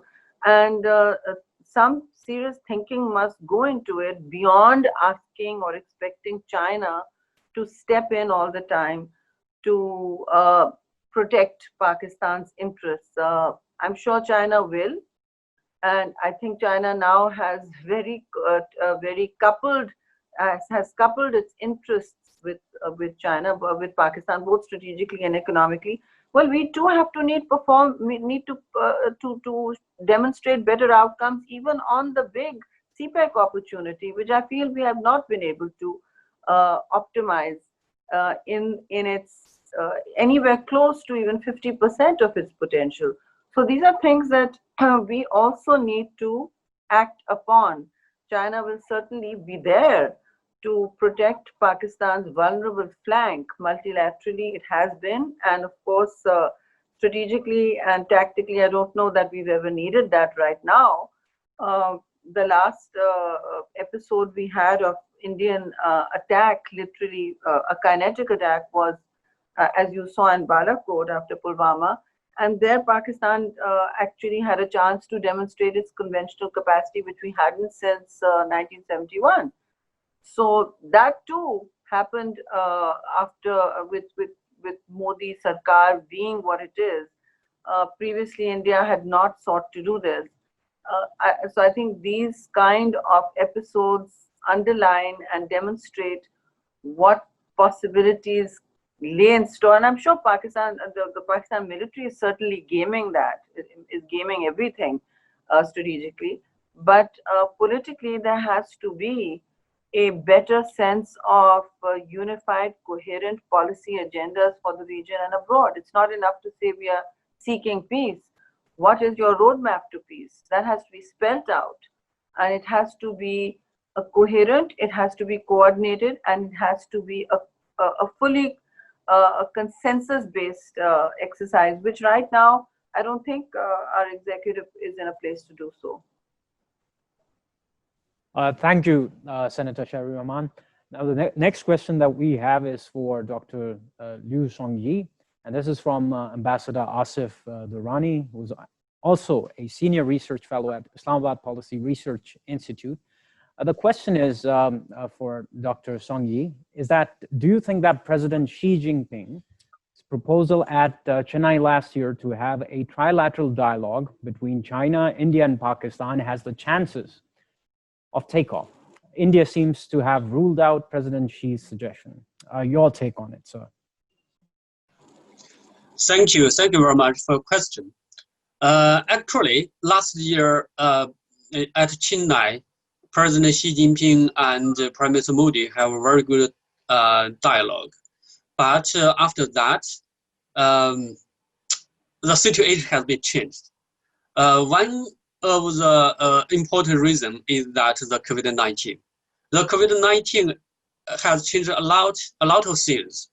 It has accelerated a lot of changes in the international society, including China-India relations. So I don't think maybe China-India relations cannot return back to normal. Just like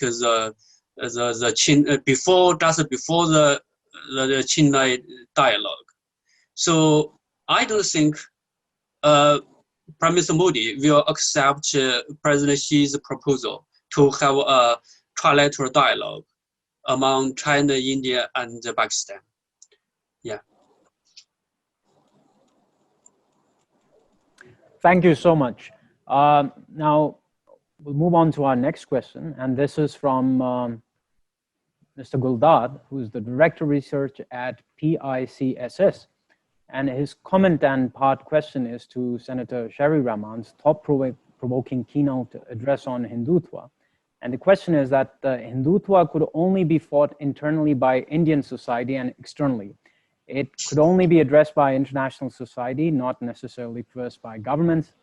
Can Pakistan, with its friends in the periphery, convince international society, who could then convince their governments to put pressure on their whipping boy to alter the course?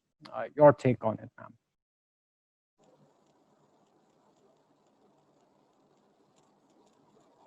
Who's this for? Me again? Yes, ma'am, that question is for you. Oh, okay, I'm sorry. It's saying Pakistan could pressure the international community to change this equation. That's roughly what it's saying on India's growing Hindutva, right? Yeah, okay. Well, I think there's a lot of, this is a huge burden to place on Pakistan, which itself is going through a bit of a populist moment. And we need to be sort of look at a reality check, place a reality check in front of us as we envision the world. There are limits to Pakistan's power, shall we say. There are limits to every country's national power and ability to influence an equation. Right now, I think we are not leveraging our diplomatic capacity more than 50 to 60%. We have not evolved a framework for diplomatic engagement beyond for the 21st century. Actually, we're still using instruments that are 20th century, and we're still expecting external actors to assist us. So I think we have to step out of this post-colonial mindset. We need a reset. We need a post-colonial reset in our thinking. And when we use and engage with other players, we also have to be in alliances that mean something in terms of what does another power get out of engaging with you. There is no such thing as a free lunch, and there's no such thing, there may be with China, but even layering on that level of expectation is very difficult. So Pakistan's influence is clearly very limited, as is everybody else's, in a world where populism and nationalism has taken, many countries by storm. It has changed the electoral map, the ideational cultures of those countries. I mean, take the United States. It is going through a uniquely and very unsettling populist moment, which has dismantled a great deal of its post-World War II interests, its leadership, its Wilsonian commitments to a broad police, not just policing, but broad guardianship of the global commons and multilateralism. It's all its commitments are under review.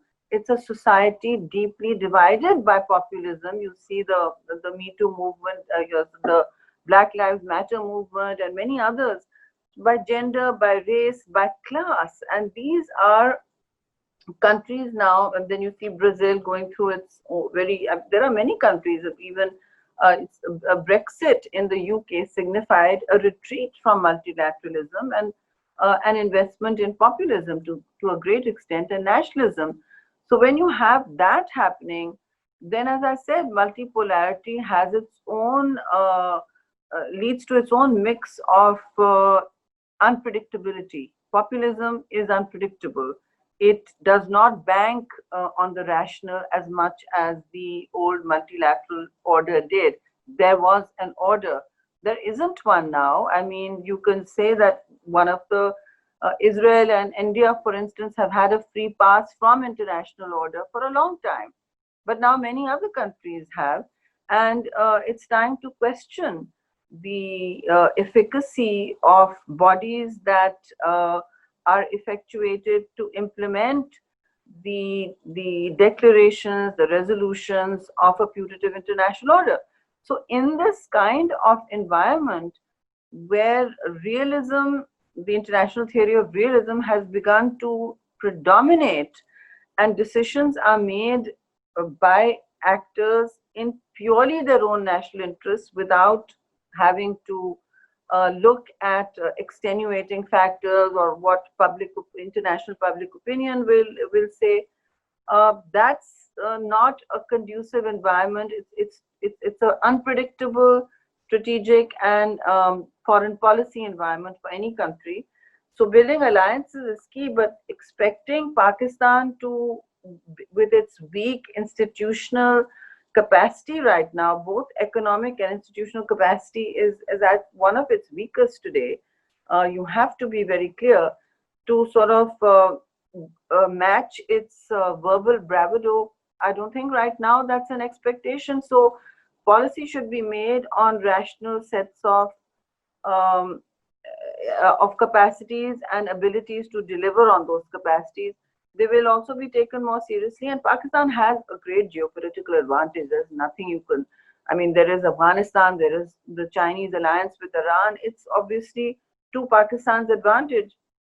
But having said that, I would not have jettisoned an old, very establishment ally such as Saudi Arabia, where we have diasporas living and where their contributions play a great role in our economic health.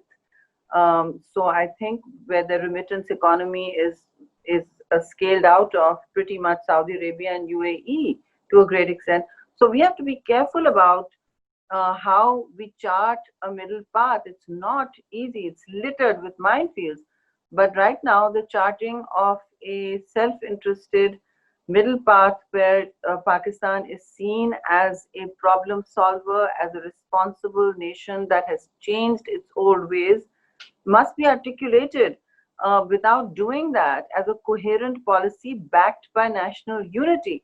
Without that, you're going to always be floundering for external temporary band-aid solutions, if I may. Thank you so much, Senator Sharri Rahman. Now, the next question that I have is for Ambassador Ashraf Jehangir Qaz. This is from Mr. Mazumdar, and to put it in his own words, he says, while I agree with your assertion that Yom-e-Istisal does not fully depict the day of injustice, repression, and genocide, which the 5th of August is, I find the first track of the two-track policy you propose as a non-starter, as it would be tantamount to de facto acceptance of India's re-annexation of Kashmir on August 5. Would you like to explain that further, please?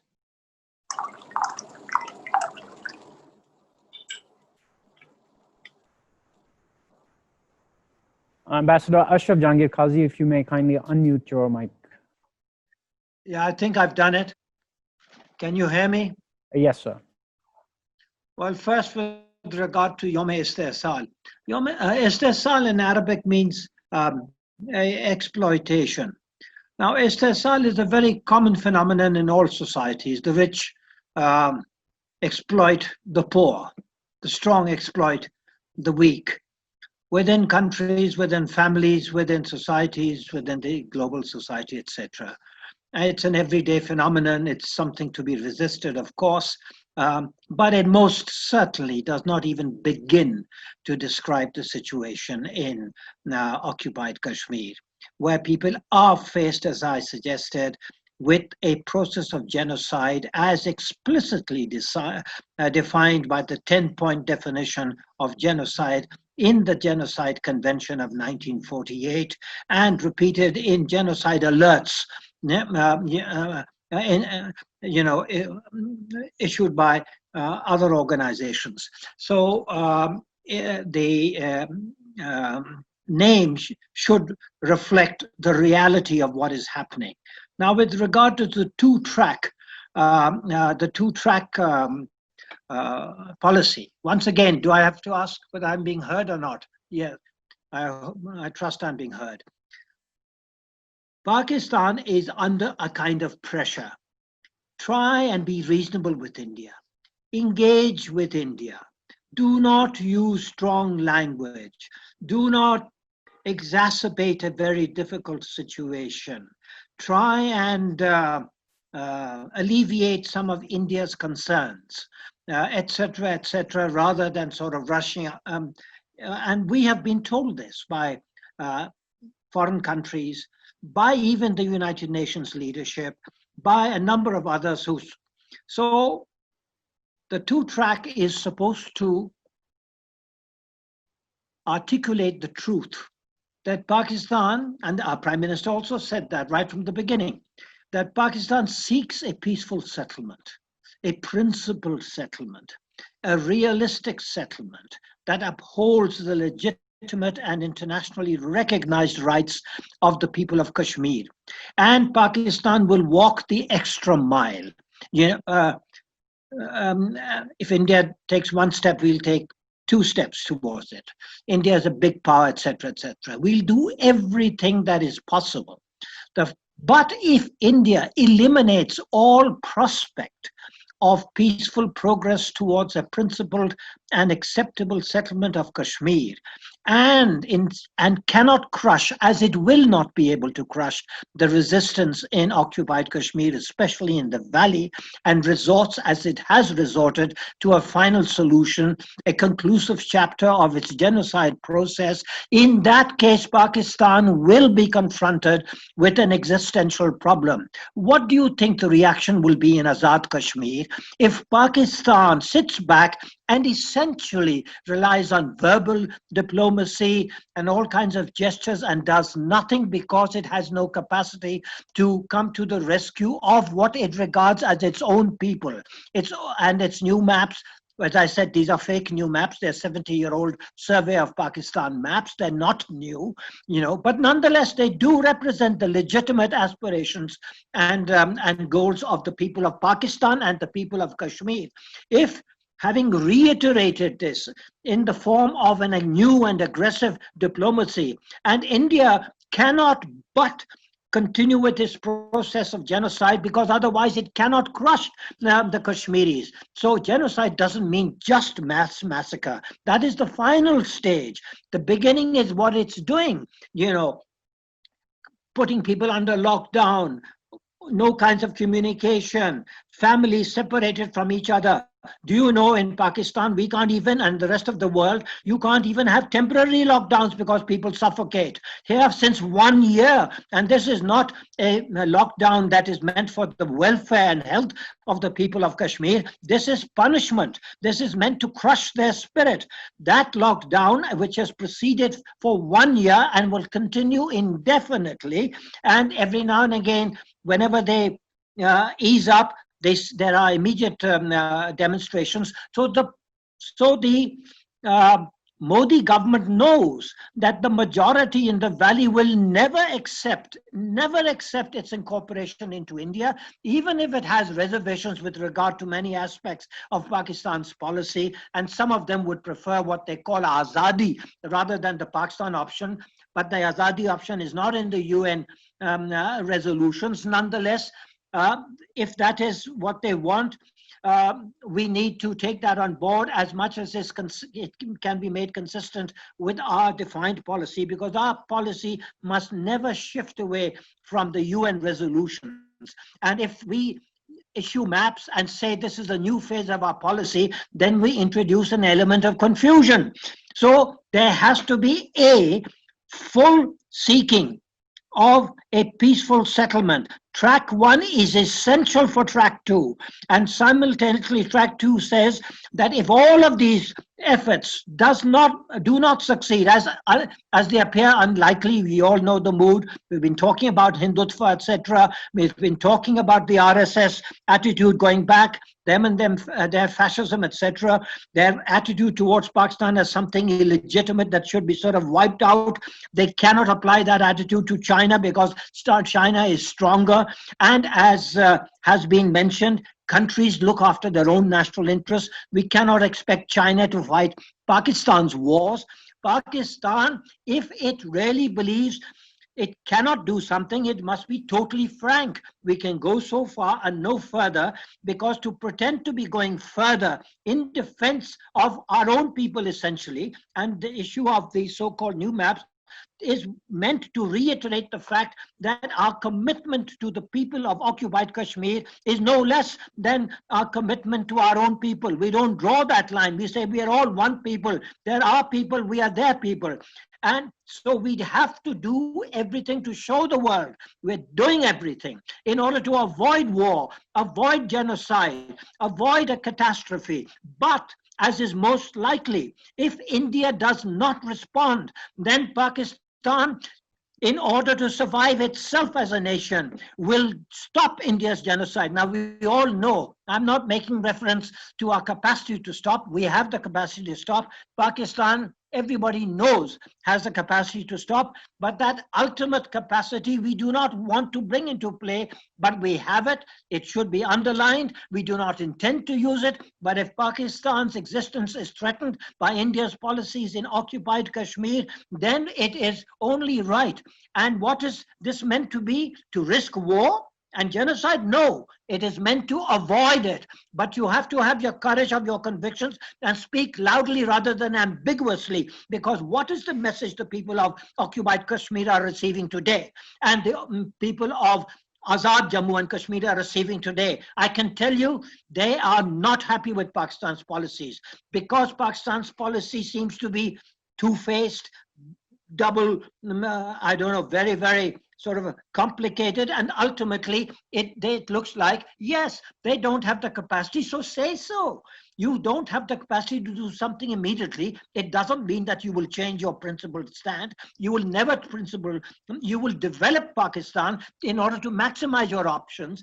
But that is a long time. That will take a very long time. And meanwhile, India is thinking of completing its genocide in Kashmir. That is the great contradiction. You don't have time. And yet you have to follow a policy that is realistic, which means it has to be an accelerated longer term policy, which may sound contradictory, but that is what it is. And that is the point I was trying to make. To rule out the first track as unacceptable in Pakistan means you can't play the second track also. And what does that mean? You have no Kashmir policy. Thank you so much, Ambassador Ashraf Jehangir Qaz. The next question that we now have is from former Air Chief Marshal Kaleem Sadat, who's also the president of Center for Aerospace and Security Studies. And I will read out his question. And the question is for Senator Sherry Rahman. The question is, there are 3 parties to the Kashmir issue, but only 2 of those, India and Kashmiris of the Indian-occupied Jammu and Kashmir, are made to show in the conflict, particularly in the media narrative. And I suppose that is perhaps alluded to the international media commentaries. Isn't that a bit strange? The third party does not figure anywhere. So your take on it, Senator. Thank you.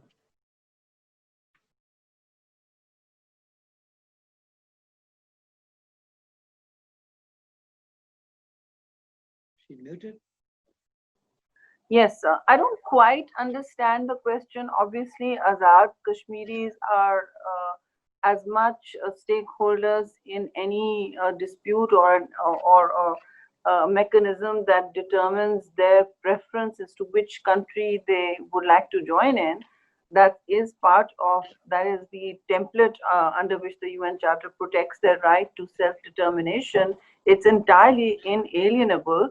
But I think it's important to differentiate what goes on in Azad Kashmir as Ambassador Qazi just now has been describing, as close to genocide and years of state oppression, which did not completely agree, begin on August 5th. So I think while there is obviously a rights structural rights need built into even the Azad Kashmir public narrative and public questioning, naturally, because they have a prime minister, they have a president, they have a very clear sense of identity as linked to Pakistan administratively and financially and fiscally, but they are still very much a Kashmiri people.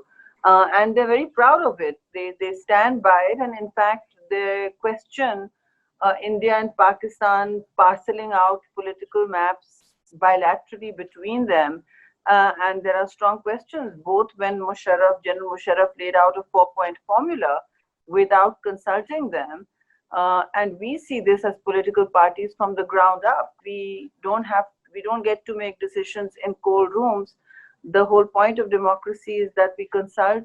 It's a consultative process. It's an accountable mechanism of decision making, and we are bound to integrate the needs and aspirations of people on the ground from the grassroots upwards. And there is a fair amount of restiveness at the constant reference of declaration of intent from both the countries on saying this is part of our territory, that is part of our territory. They're saying it's not a territorial dispute. It may be, but it is literally to be solved in accordance with people's wishes. So how are India and Pakistan subsuming, making assumptions? These are questions that come from the ground. And yes, of course, the UN the resolutions and the solution put forward, the heart of the dispute does still point to them choosing between one or the other two country. It's not a choice to be separate, geostrategically viable and various things. So that's historically been located in the expression of the Kashmiri search for self-determination. which I think is embedded still much more in the Pakistani side of Kashmir, or the Pakistan administered, if you like. They, as I say, still have their own identity, and there is no kind of, you don't see a state of constant siege and martial law and 900,000 forces occupied there. They're a very active and vocal people. And yes, while we could do more to service their articulated and ongoing needs, particularly development, I think it's very important to distinguish that there is no state terror being unleashed. There are no laws that allow people to be picked up for literally 2 years and become missing persons, in the sense that there's no trial or charge. There are laws that legitimize all this and allow this to administratively happen, where military forces or law enforcers have brutalized entire populations. I mean, do I need to go into the absolutely chilling and sordid and horrifying tale of human atrocity in illegally occupied Indian Kashmir? None of that at all is at play in Azad Kashmir. And I would even suggest, in fact, one of the ways forward is to allow UN MOGIP or its observers to be given their due place as agreed at the UN at both our lines of control, so they can lower the escalating violence and also reduce the level of accusation, which is mostly false, of militancy accruing from Azad Kashmir side of the line of control. I think these are important things to take up and put paid to, because these are now canards and everything is quite visible internationally in satellites and GPSs today. So for that to become an issue, and I'm just adding it on as an issue, I know that was not questioned, but to my mind, it's a central issue. And it keeps coming up at multilateral forums, including FATF and many others. I think that has to be dealt with. There is no pressure on the Indian side at all to do that, to honor their commitment for UNMOGIP to stand there and monitor what is happening on those borders, on the line of control. Those are not borders. And to suggest that Azad Kashmir has any kind of symmetry with in terms of human experience or articulation or ability to even articulate rights and guaranteed freedoms to the people of Kashmir, there is no match or any sense of equilibrium between the two. Azad Kashmir is, you know, it's an open, you can take people there, it's an open terrain, and foreign visitors are allowed there. We take them. Kashmir is under a closed iron curtain of singular occupation, which is matched by none other than the world except perhaps Palestine. But even there, people can come and go. In Kashmir, all the senators that came, I met with them, they were not allowed to go into Srinagar. Have you ever been to Srinagar? This person who's asking me, I'm sorry, with due respect, I've been once in 2002 to research for 10 days visa to research my Kashmiri Shawls book, which incidentally won an award internationally, but has been put out of print by India for the Srinagar Museum. And I was appalled. It wasn't a figment of PTV propaganda. It was like a terrain under terrible and unprecedented, unmatched occupation. There was a military truck every step of the way. You felt like, and these were times of peace when a 4-point formula was being discussed, if you can relate to that. So there's no congruence at all between the two, what goes on two sides of Kashmir. Thank you, Senator Sharri Rahman. I think former Air Chief Marshal Kaleem Sadat wanted to add on something to your point. I would request if you could kindly join us in and give his comments or further clarify his question if he pleases.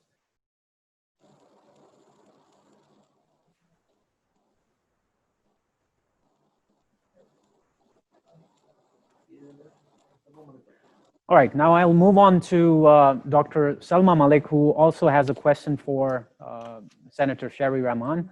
I'll ask her to kindly go ahead and put her question before Senator. Thank you very much. Thank you.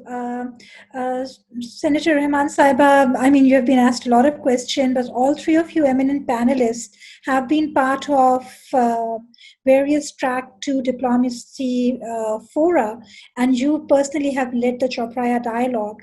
My question technically is that do you people now feel, given this high wave of saffronization, is there any faith in the track 2 or multi-track diplomatic fora for becoming an instrument of change and transformation for the better?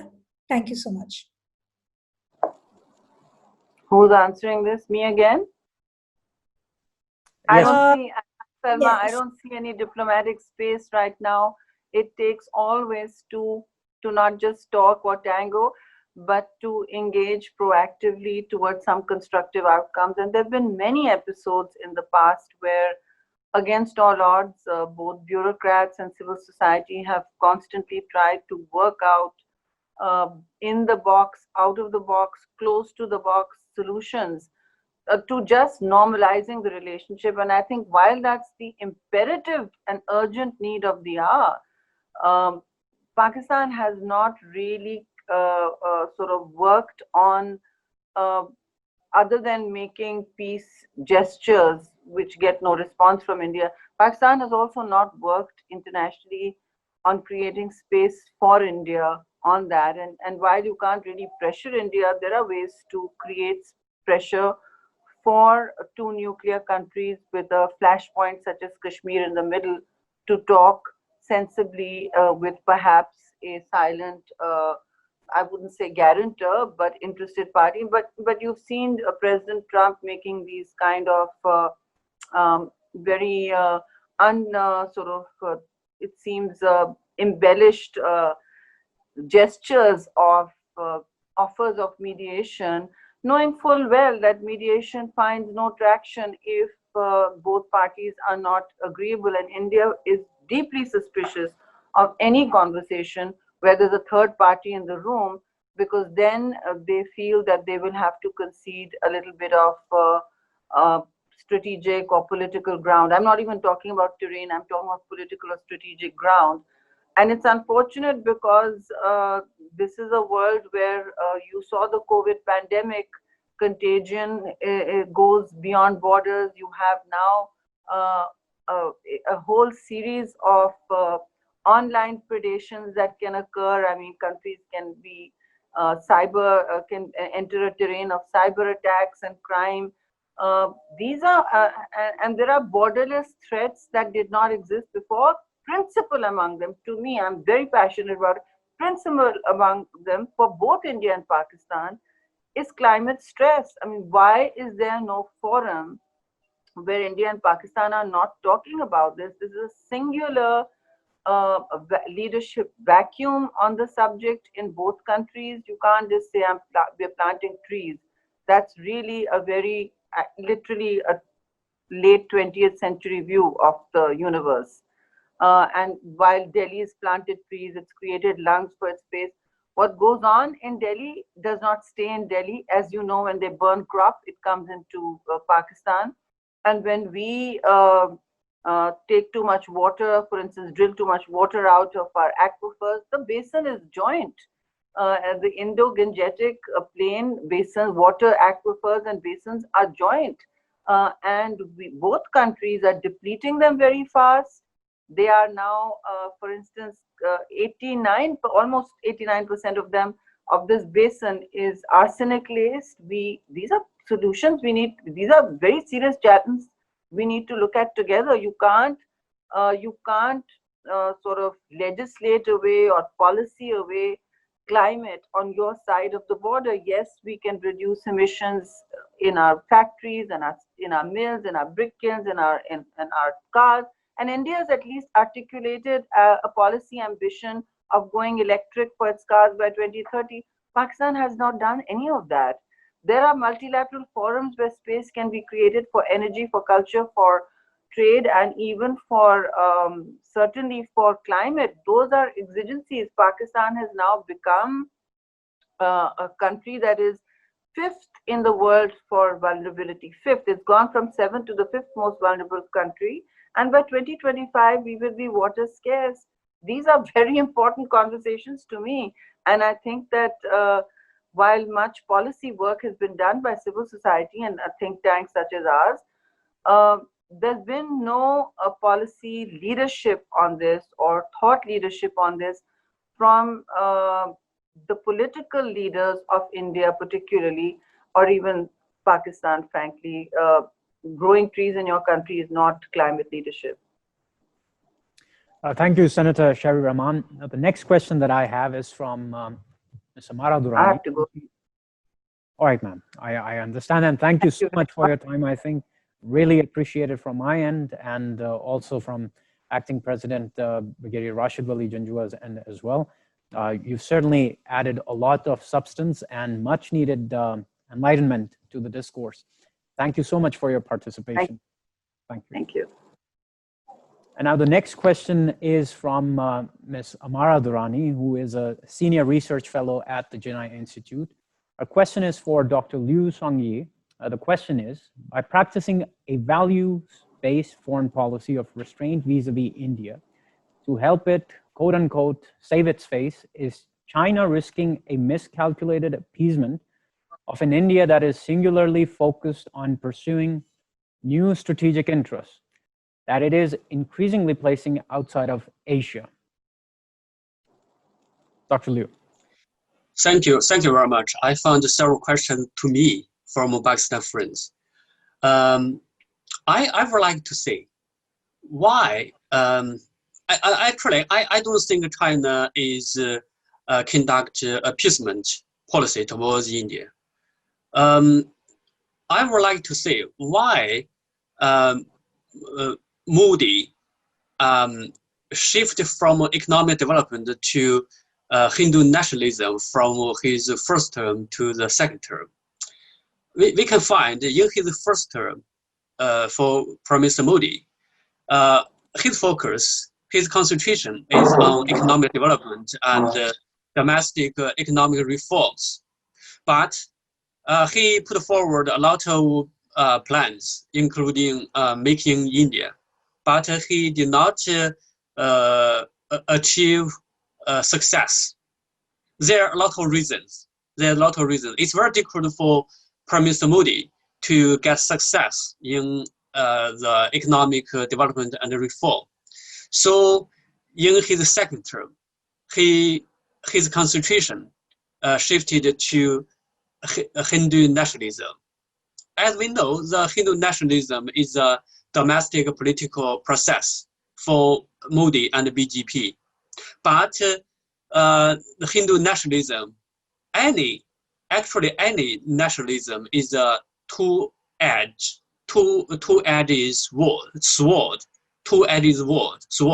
So if he cannot use it correctly, it will hurt itself.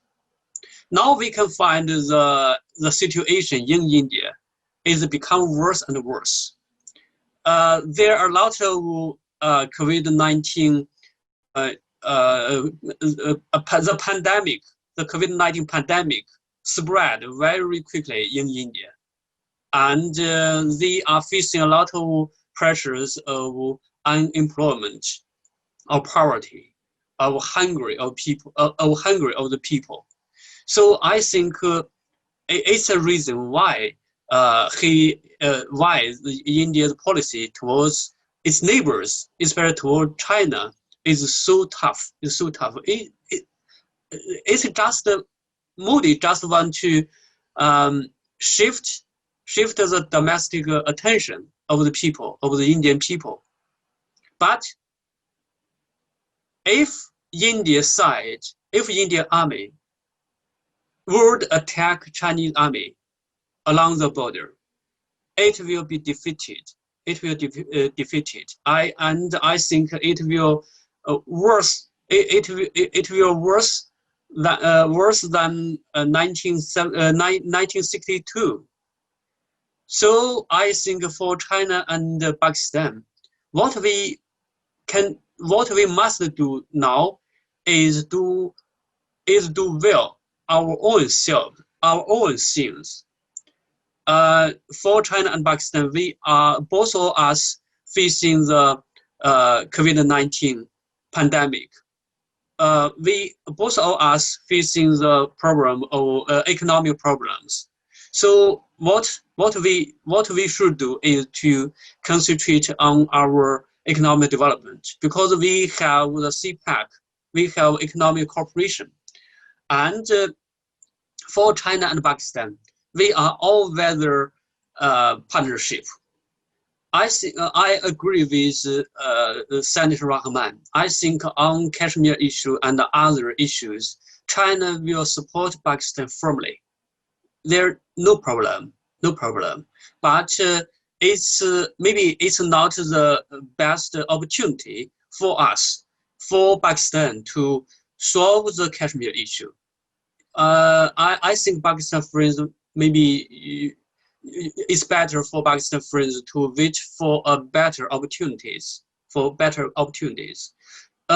course, from the United States perspective, the American want to provoke a war between China and India, but from Chinese perspective, we think a war between China and India will destroy the peace and stability of the region. That will destroy the environment for the economic development and for regional cooperation. So we just want to maintain peace and stable environment for our economic development. And I think when there's something, there better thing to place, China and Pakistan will stand together. China will support Pakistan firmly. Thank you. Thank you, Dr. Liu. I have another question for you, and this time it is from Ms. Saima Sial, who is a research fellow at the Center for International and Strategic Studies in Islamabad. Our question is, how does China view India's expansionism post-August 5, 2019? Has it changed the constitutional status of Ladakh region too? And what steps going forward would you recommend to China, both diplomatically and strategically, to deal with a revisionist and expansionist India? Thank you. Yeah, I think especially after Modi took his second term, India has become the destroyer for the peace and the stability of the region. But should we just fight back directly? I don't think so. I think now Modi is facing a lot of pressure domestically. So I think we can wait and see, because Modi are facing pressure from the opposition parties, and also from the Muslims and other minorities from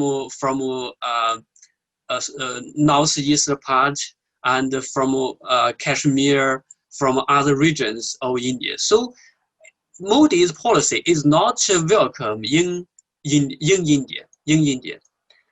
Now Modi what can do is to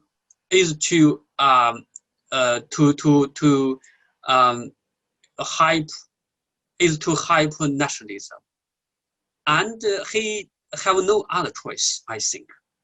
Now you can find Modi is put forward some policy de-seniorization in its economy.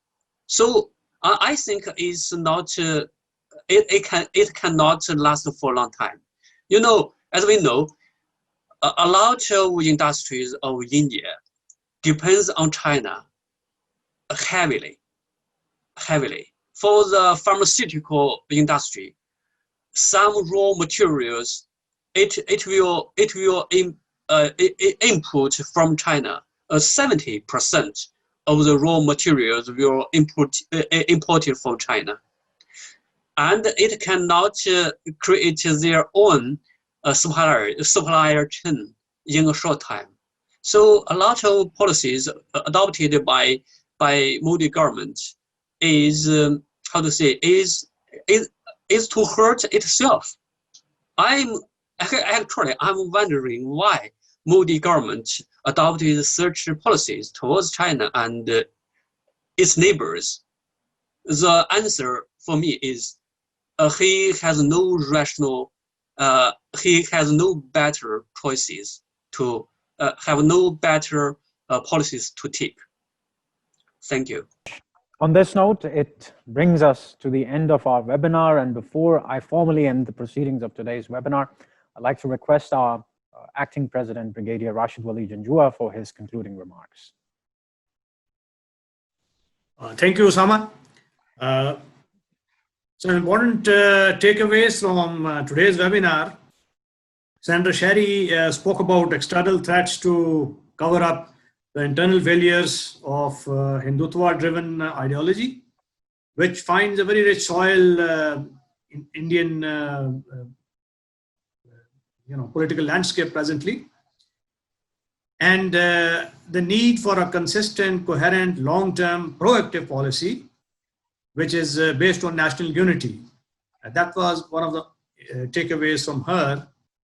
Mr. Qazi, obviously, he enlightened us on the need to be proactive and to have a policy that is two-tracked, one based upon diplomacy, lawfare, all support, and the second track based upon the real efforts to prevent the genocide, of which there is a real possibility.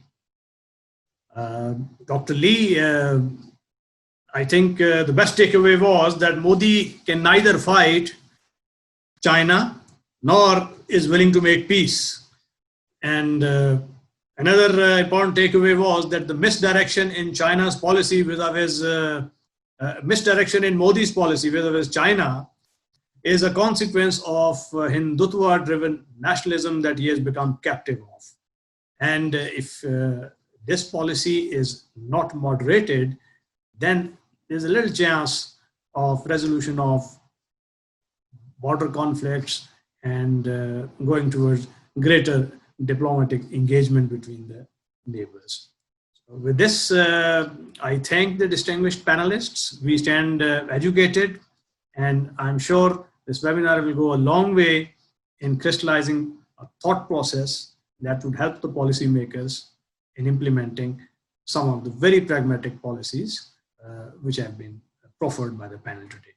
I thank you, sir. Thank you very much.